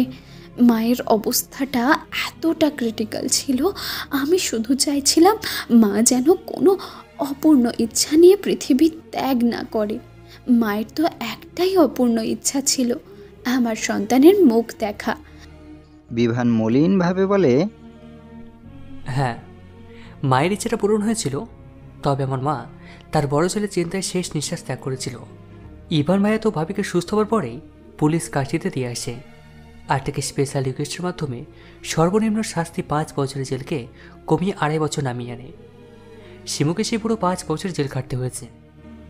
হঠাৎ মেয়ের ডাকে বিভান আবার নিজের মেয়ের পিছনে যায়। অদ্রি সেখানে দাঁড়িয়েই ভাবতে থাকে। বিভানের মা 6 মাস প্যারালাইজড অবস্থায় ছিল। হাসপাতাল থেকে মা ও রিমু ভাবিকে রিলিজ দেওয়ার পরেই অদ্রি ও বিভান জার্মানির উদ্দেশ্যে যাওয়ার বন্দোবস্ত করতে থাকে। ড্রাগটা বিভানের শরীরে প্রবেশ করানো হয়েছে তখন 9 মাস। এই ড্রাগটার মেয়াদ 2 বছর। 2 বছরের মধ্যে অ্যান্টিডোট দিলে ব্যক্তি মেয়াদ শেষ হলে আবারও আগের মতো সুস্থ হয়ে যাবে। হাতে যেহেতু আরও 13 মাস সময় ছিল, তাই সমস্যা হয়নি। রিমু ভাবিকে পুলিশ কাস্টাডিতে রেখে আসার পর ইভান ও রিহাব একা হয়ে পড়ে। তাই বিভান ও অদ্রি মিলে ইভানকে রাজি করায় তারা 2 বাপ ছেলেও যেন ওদের 3 জনের সাথে আমেরিকা যায়। বিভানকে নিয়ে জার্মানি থেকে ফেরার পর তারা আমেরিকায় যাবে। আমেরিকায় গিয়ে মায়ের পরবর্তী চিকিৎসা হবে। এরপর জার্মানি থেকে ফিরে তারা আমেরিকায় যায়। আমেরিকায় যাওয়ার 1 বছরের মাথায় অদ্রি কনসিভ করে। বিভানের মাও অনেকটা সুস্থ হয়ে গেছে ততদিনে। ছোট ছেলের জন্য বিভানের মা অনেক খুশি থাকলেও চোখের সামনে সারাক্ষণ বড় ছেলেকে ওভাবে দেখতে ভালো লাগতো না। ইভানের ছেলে রিহাব মায়ের জন্য কান্না করতো মাঝে মাঝে, তবে অদ্রির মাতৃ সমতুল্য স্নেহে রিহাব নিজের মাকে অতটা মনে করতো না। 6 বছরের বাচ্চাকে বোঝাতে একটু বেগ তো পেতে হয়েছিল। যথারীতি 9 মাস পর অদ্রির কোল আলো করে অবনী আসে। রিহাব তো অবনীকে পেয়ে আর কিছু লাগে না। রিহাব ততদিনে 7 বছরের। অবনীর বয়স যখন 2 মাস, তখন বিভানের মা ঘুমের মধ্যে স্ট্রোক করে মারা যায়। সেদিন ইভান, বিভান, অদ্রি, রিহাব ও অবনী সবাই শেষ বিদায় দেয় মানুষটাকে। বিভানের মা মারা যাওয়ার 3 মাস পর রিমু জেল থেকে মুক্তি পায় এবং ইভান নিজে বাংলাদেশে গিয়ে রিমুকে ফ্লাইট কনফার্ম করে আমেরিকায় নিয়ে আসে। রিমু নিজের অন্যায়, নিজের বাচ্চা হারানো ও নিজে অসমপূর্ণ হবার পর বুঝতে পেরেছিল। রিমু এসে অদ্রির কাছে মাপ চায় এবং ধন্যবাদ জানায় তার অবর্তমানে তার ছেলেকে মায়ের স্নেহ আগলে রাখার জন্য। অদ্রিও সেদিন মাপ করে দেয় রিমুকে, কারণ অনেক তো হলো শাস্তি। মেয়ের আদো আদো ডাকে হুঁশ ফেরে অদ্রির। মা মা আজকে লিয়াব ভাইয়া এলো না কেন? রিহাব ভাইয়ার তো কালকে পরীক্ষা মা। অবনীর মুড খারাপ হয়ে যায়। বিভান অদ্রিকে বলে, তোমার মেয়ে এই পর্যন্ত রিহাব ভাই এলো না কেন? এই কথাটা যে কতবার বলেছে তার কোনো হিসেব নেই। অদ্রি অবনীকে খুশি করার জন্য বলে, বাসায় গিয়ে ভাইয়াকে আচ্ছা মতো বকে দেব, ঠিক আছে? অবনী খুশিতে খিলখিল করে হেসে ওঠে। মেয়ের এই স্নিগ্ধ হাসিতে প্রশান্তি বয় অদ্রি ও বিভানের হৃদয় জুড়ে। একেই বলে পরিপূর্ণ, সমাপ্তির পূর্ণতা। হ্যালো বন্ধুরা, ভিডিওটা লাইক করো আর একটা অবশ্যই কমেন্ট করো আর সাবস্ক্রাইব করতে ভুলো না।